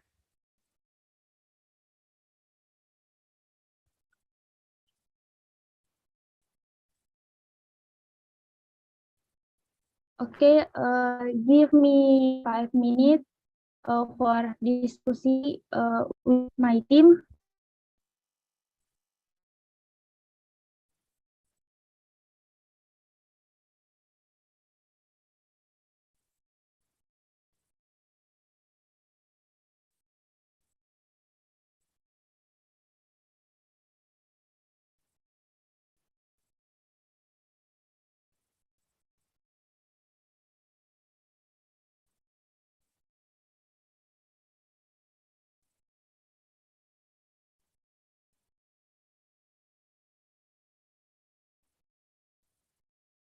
Okay, while we wait, maybe for the Zoom meeting, would you mind raise your hand and unmute, or you can use the chat box to ask the question.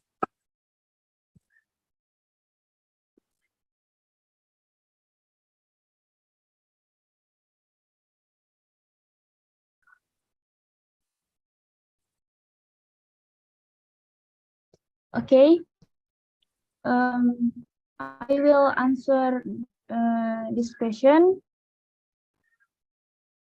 Before answering it, please note that training data is data used to measure the data models, while testing data is data used to measure accuracy. The training data should be more than the amount in the test data. That's what makes use different the data into 75% for training data and 25% for testing data. In this project, we do not try to divide other measure of training data and testing data, but if the distribution of training data and testing data is changed, it will produce different models and results as well. Thank you.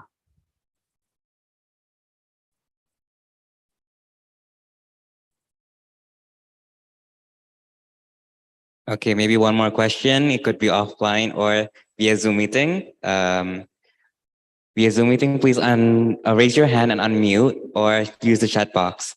Thank you.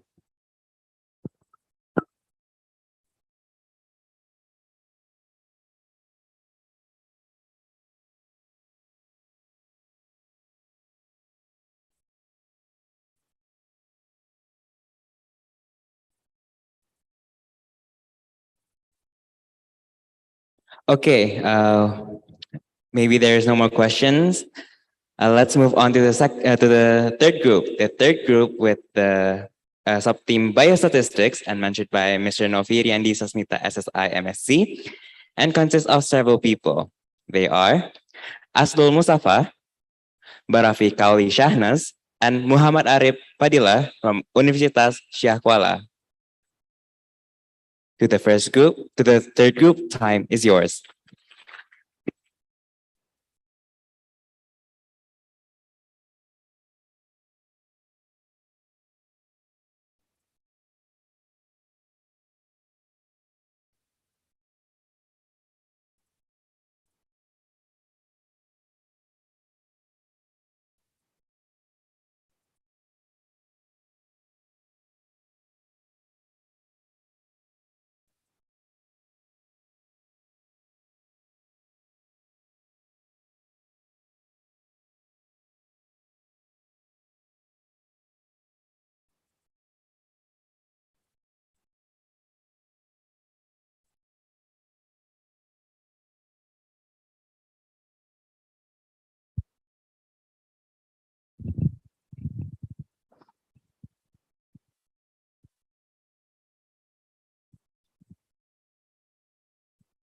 Assalamualaikum warahmatullahi wabarakatuh.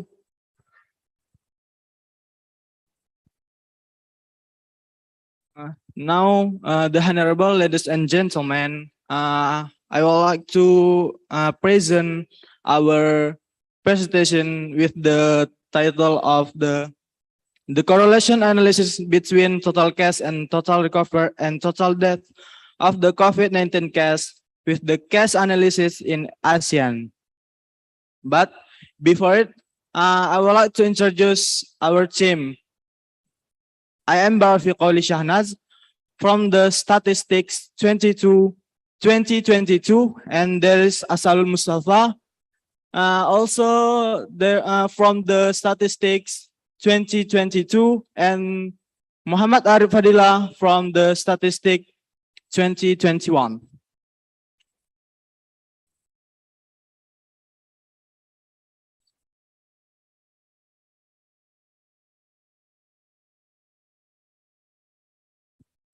Okay.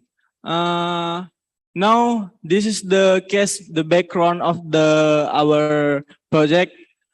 At the 2020, probably remembered by the interwar community. The end of December 2019 was the beginning of COVID case in the Wuhan, China. COVID-19 emerged as the pandemic and ravaged virus sector, including the economic sector, and education, and of course the health. The number of the confirmed case was the more than 600 million, with a total death of more than 6 million people, and a total recovery of the more than 500 million people. We can see the table of the data case of the COVID-19. This is the table of world. Next. So, is there a correlation between the total case and the total recovery of COVID-19 case? But before we answer this question, we must to know why we choose the ASEAN as the analysis variable. There is some reason. For the first reason is Asia is the starting point of the development of the COVID-19 virus. The second virus, Asia is the second ranks in the world with the most confirmed case of the COVID-19. And the last reason, the total confirmed case of the COVID-19 in ASEAN were more than 100 million people, with a total recovery of the more than 100 million people. And the percentage of the cure was 95.93%. Now, the data description will present with my partner.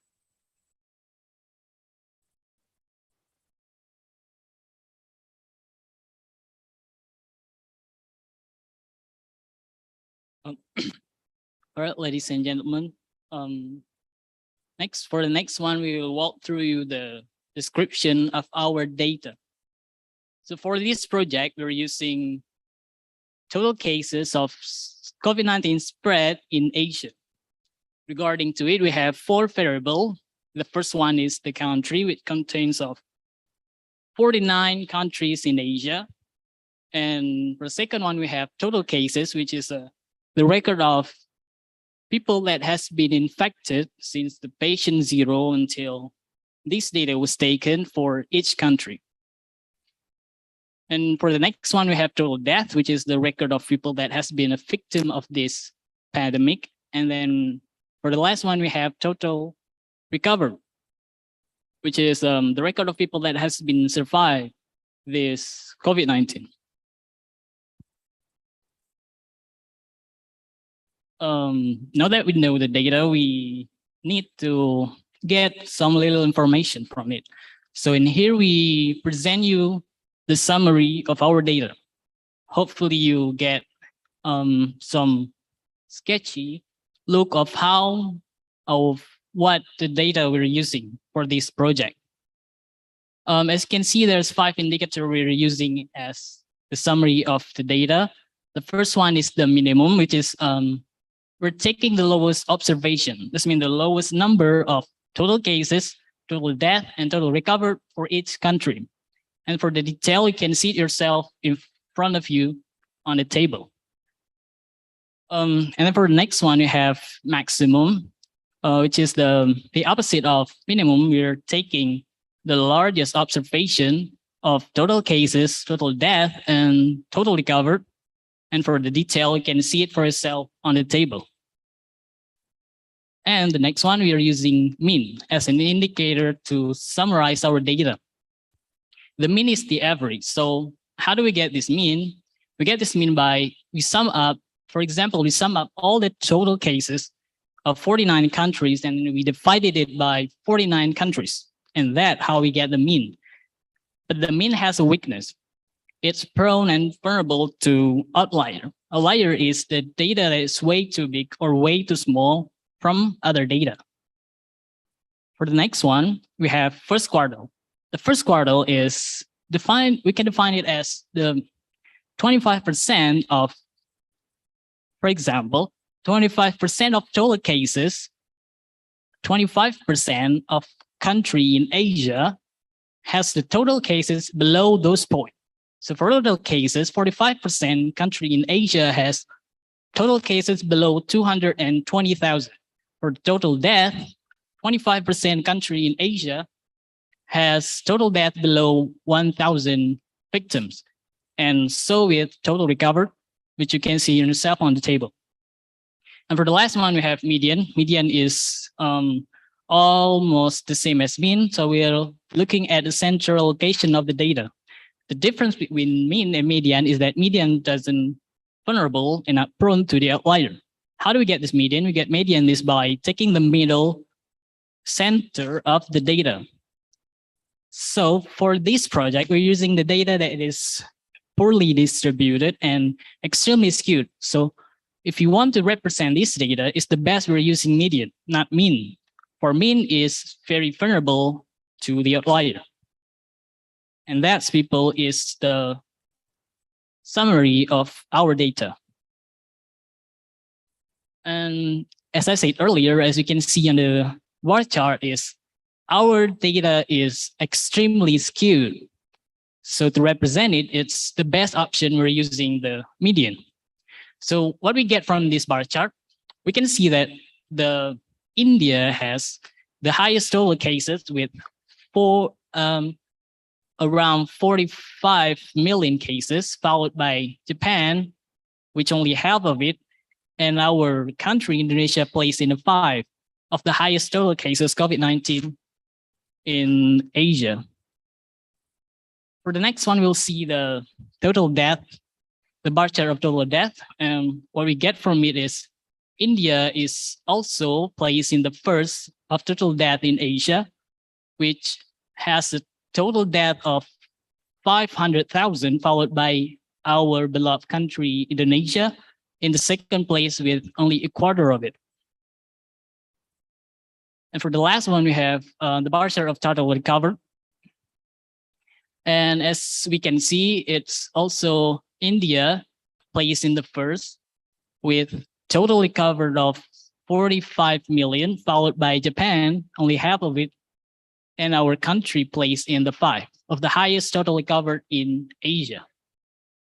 And that's conclude my part. I will give the next part to my partner.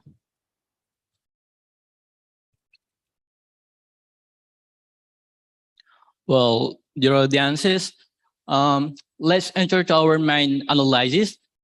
To answer the question that appeared on the post slide before, that is there any correlation between the total cases and total recovery and total death of the cases of COVID-19 itself? Let's see the correlation tests of this data. Firstly, the correlation tests with the hypothesis that is x0 with the rho equals 0. That means is there is no correlation between total cure or total recovered and total death. And if that is x1, that rho not equals 0, that means there is a correlation between the total recovered and total death. With the confidence interval 95%, we reject no rho value less than alpha. Well, this is the test of the statistic with the decisions that rejects x0 because rho value that less than alpha, that's 0 less than 0.05. With the conclusion, there is a correlation between the total recovery and total cases of the COVID-19, and based on the output result above, the Pearson correlation confidence value between the total recovery cases and total death is 0.923, which indicate a very strong correlation between the total recovery and total cases and total death cases. Let's move to the next correlation test.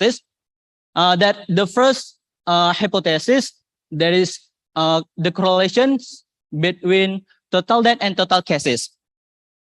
With the hypothesis is that x0 with rho equals 0, that means there is no correlation between total death and total cases.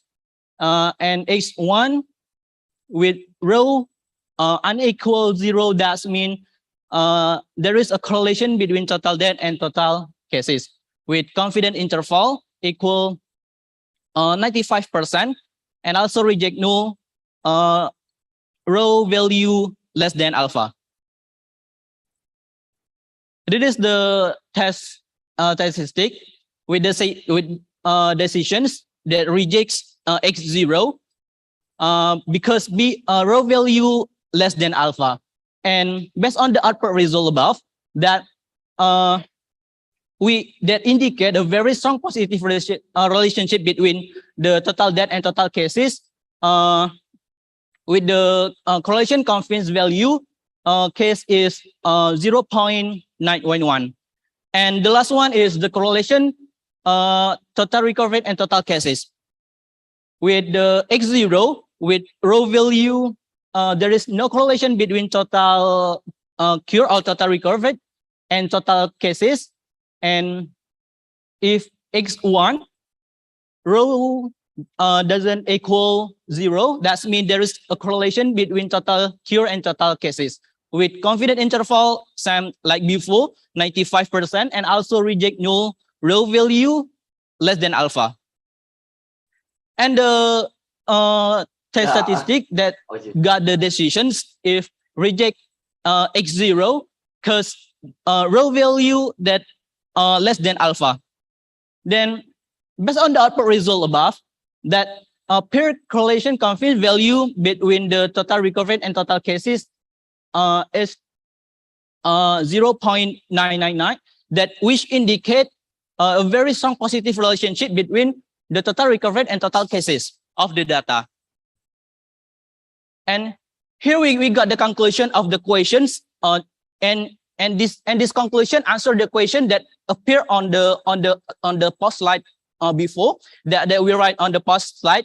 That is firstly that based on the upper result, the Pearson correlation confidence value between the total recovery cost and total recovery cases and total case, that is 0.999, and total cases of that and total cases is 0.911, and total recovery cases and total death, that is 0.923. And that means the result indicate a very positive relationship between the total recoveries, total death, and total cases of the COVID-19 cases that occur in Asia that we show on the table data before. Maybe just from us, and I return to the master of ceremony. Thank you.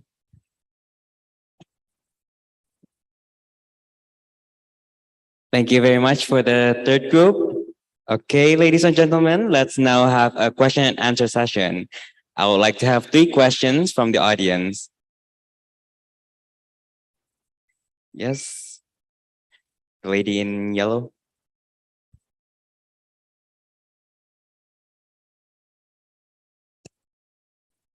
Okay, thanks. I am Siti Rahima. I want to ask, what is the purpose of doing the correlation test on the data?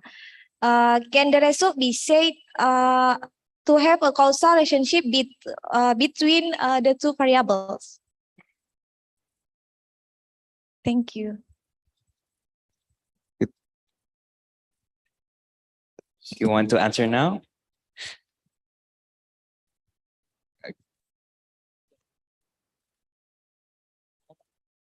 Okay, as they discuss the answer, let's move on to the second question. Anyone?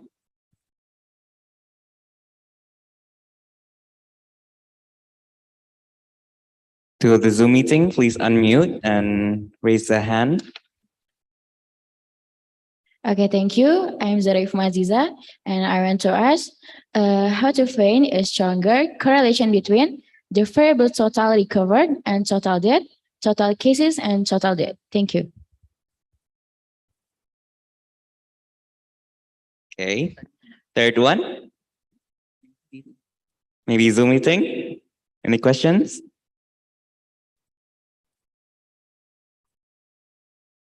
I'm so sorry. The second one, can you repeat the question, please?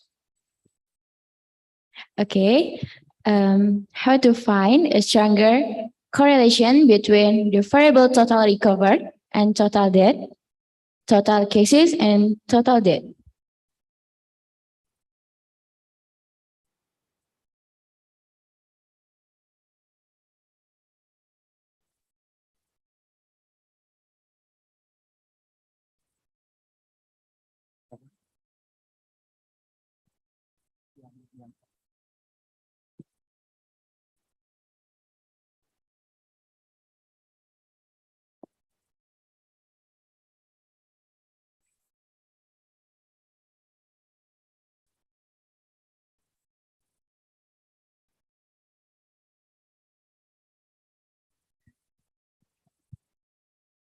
Anyone?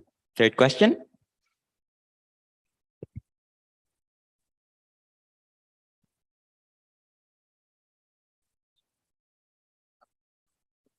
Okay, maybe that would be the questions.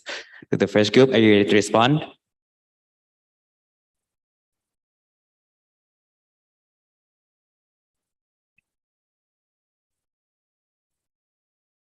I will answer the first questions.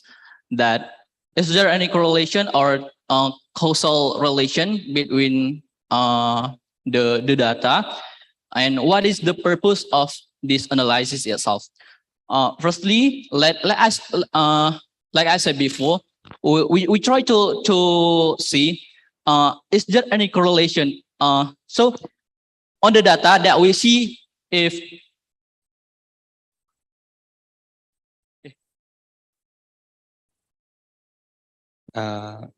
Datanya.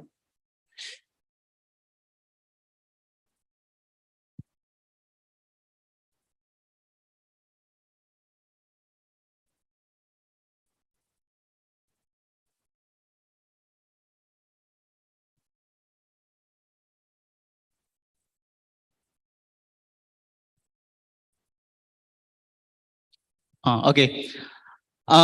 You can see on the table that total cases, total death, and total recovery. You can see the number of the case. That's why we try to see, is there any correlation if total cases that more than 400 people that infected COVID, is there any correlation with the total death and total recovery? That is our purpose. That's why we try to see from the data itself. And is there any causal relationship?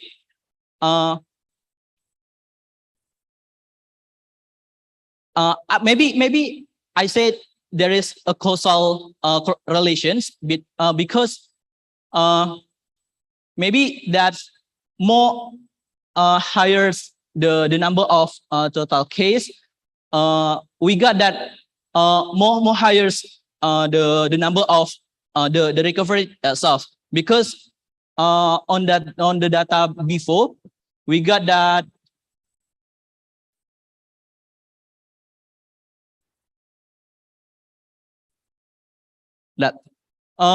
we got the percentage that occurred was 95.93%. So that is the causal of the total cases and total recovered. Thank you.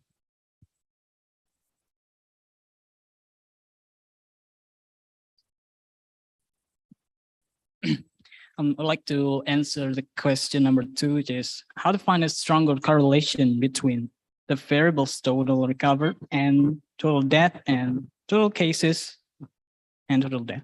I'm not quite sure how to find a stronger correlation between those things, because what we want to find is the number of the correlation. So we do it by we input this data into some application, and then we get the result, which is we can't really predict it. So I'm not sure how we find the stronger, because what we're trying to find is the number of correlation. So the strong or the weakest correlation is depends on the data itself. So I'm not sure we can control it.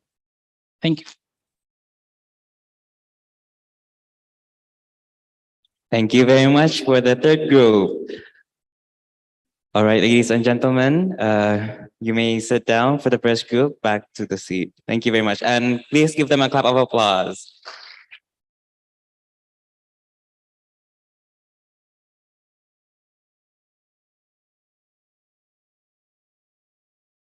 Okay, ladies and gentlemen, we can conclude from various presentations that have been shown. From biostatistics, the Pearson correlation coefficient value between the total recovered cases and the total 9, which indicates a very strong positive relation between the total recovered cases and the total cases. From machine learning, by predicting the type of patient accurately, the death rate of COVID-19 patients could be reduced. And lastly, from big data, the result for district/city poverty in Aceh province in 2021 using GPR modeling have a good accuracy because the model has MAPE value that is range of 10% to 20%, where the MPE value obtained is 18.76%. Okay, ladies and gentlemen, now is the awarding certificate mentor from Raidul Hanan to Mr. Samsul Anwar SSI MSc. To Mr. Samsul Anwar, please come to the stage.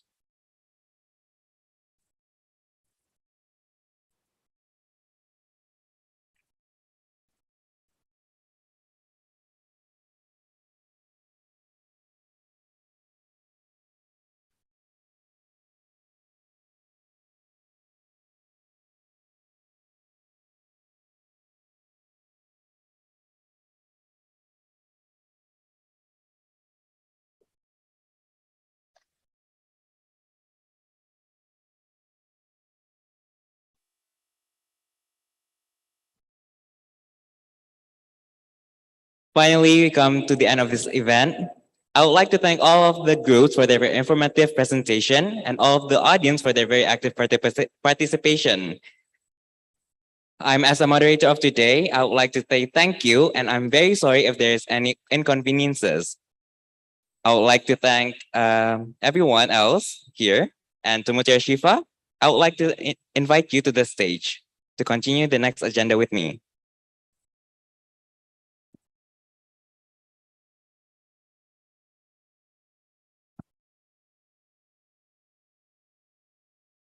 Ladies and gentlemen, the next item on the agenda is the ice breaking, which will be guided by us. I am Mutiara Syifa. And I am Norman Khalis. Now, let's play the Kahoot game. But before we start the game, let me read the rules of the game. First, take out your phone and type www.kahoot.it in the address bar and click enter. Then, the browser will display a column where the game pin will be placed. Second, after a host displays the game pin on the screen, you can enter the pin on your device and click enter to start the game. Next, enter your name in the column, then click OK Go to continue. When the game has started, you must be alert to see the questions displayed on the host screen. Questions are answered using multiple choice system, and you can only choose one answer for one question. Correct answer will be displayed only on the host screen, and the 3 participants with the most correct answer will be the winners. Okay, there is the game pin already in the screen. So type in 805-3558. Okay guys, come on, take out your phone and click www.kahoot.it in the address bar. The faster there is more people, the faster we start the game. So come join. Okay, 17 people, 18. Come on, guys. There will be prizes. 21. Where's the other? Is still 21%. To the online, you may join too. Just type in the game pin 805-3558.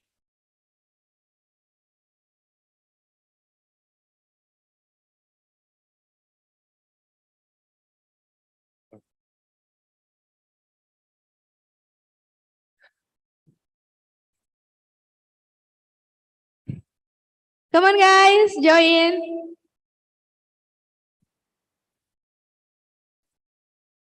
The faster there is more people, the faster we'll play. There will be prizes for 3 people with the most questions.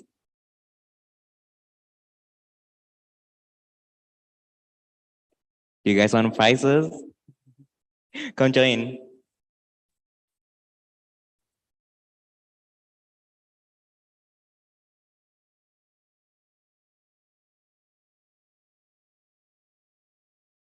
To the participants, you may also join.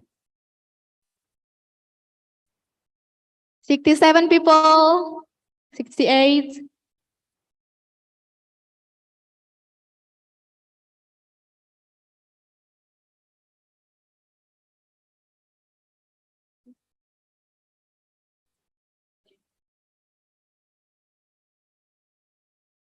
You don't want to miss out on this. This is a very fun activity and might brighten the mood up, you know. Come on, guys, let's join us.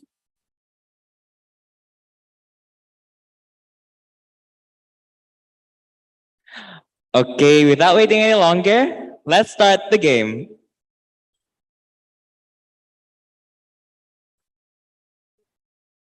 Three, two, one. Okay, the first question is, people who only enjoy events are called? There is a respondent, audience, participant, and mentor. Choose correctly. Where is the correct answer? 3, 2, 1. And the correct answer is audience. Congratulations to the 51 people. And the first one is Bila.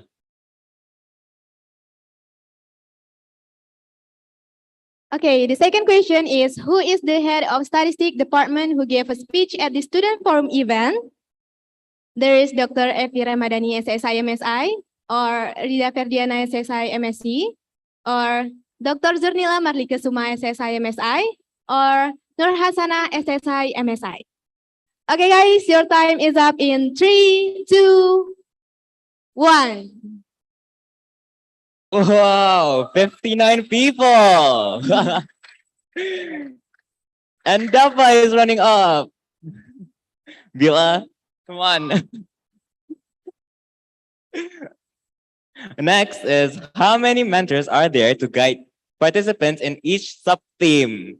There is 4, 3, 2, and 1. Come on, guys, where's the correct answer? Choose correctly. 3, 2, 1. Oh, congratulations to 41 people. And Bila is running up and quickly. Okay, the next question. What is the sub-theme of today's student forum except data science, machine learning, biostatistics, or big data? Remember, guys, it's except. There's already 76, 80 answers. Okay. Time's up. And the correct answer is data science. Congratulations. Wow, Nana. Nana in the first place now. And second is Ratil. Okay, next. How many sub-themes are there in the projects presented in? There's 3, 2, 1, and 4. Choose correctly, because there you have only one chance. Your time is up in 3, 2, and 1. Oh, everyone got that right. Better luck next time. So many everyone. people correct answer. And Nana is still in first place. Congratulations, Nana. Okay, next question. What event does this student forum belong to? Statistical events, statistics exhibition, statistic explore, or statistic forum.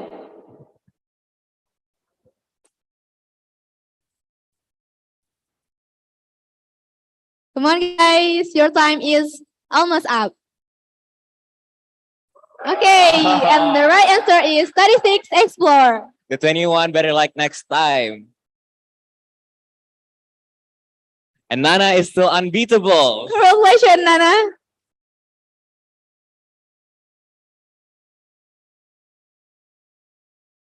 The next question is, the person who presented today's project is called mentor, audience, respondents, or participant. Come on, guys. Choose the right answer. 2 and 1. The correct answer is participant. Oh, the 13 people. Better luck next time. And Nana is still unbeatable.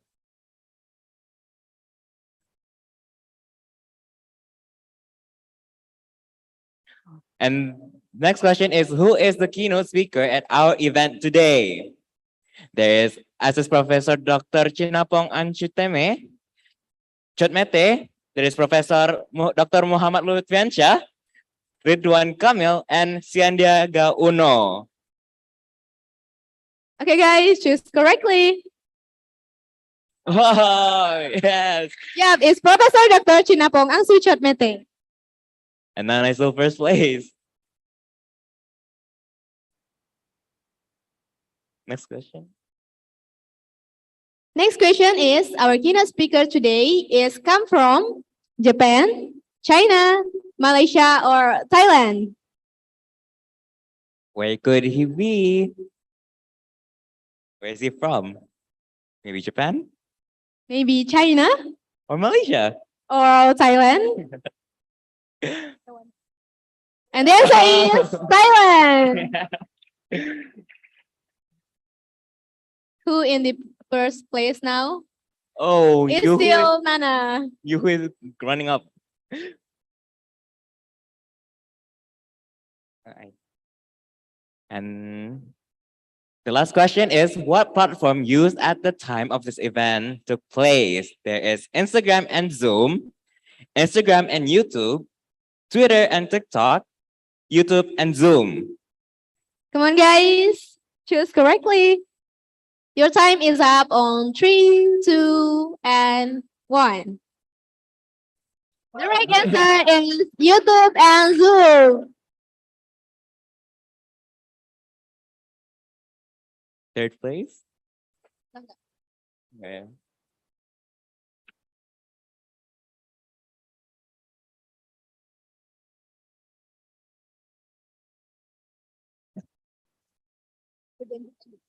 Okay, the game just ended. Now we would like to announce the winners of the Kahoot game and the 5 best question asked. Now let's announce the Kahoot game. The third winner is Azura. The second winner is Siti. And to the first winner is Nana. Congratulations to the Kahoot Games winners.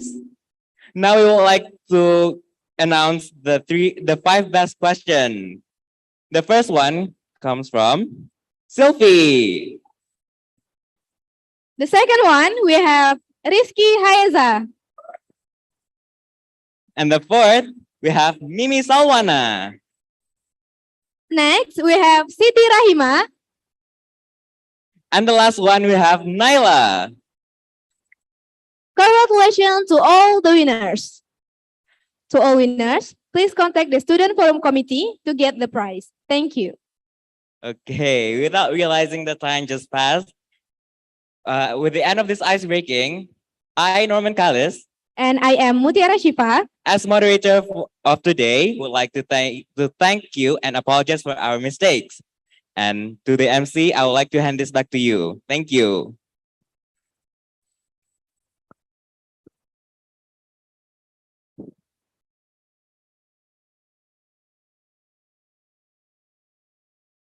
With the end of Code Games, then the last agenda has closed our event today. I am Husna Khairani Syafitri. I apologize for my mistake. Wassalamualaikum warahmatullahi wabarakatuh.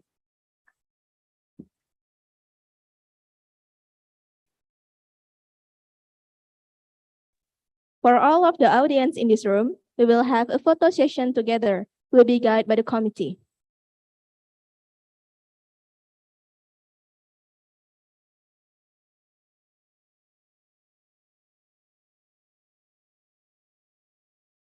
The picture will be taken in 1, 2, 3. Another one. 1, 2, 3. Give your best pose. The last one. 1, 2, 3. Thank you. Thank you for all of the participants and the audience, and see you on the next event.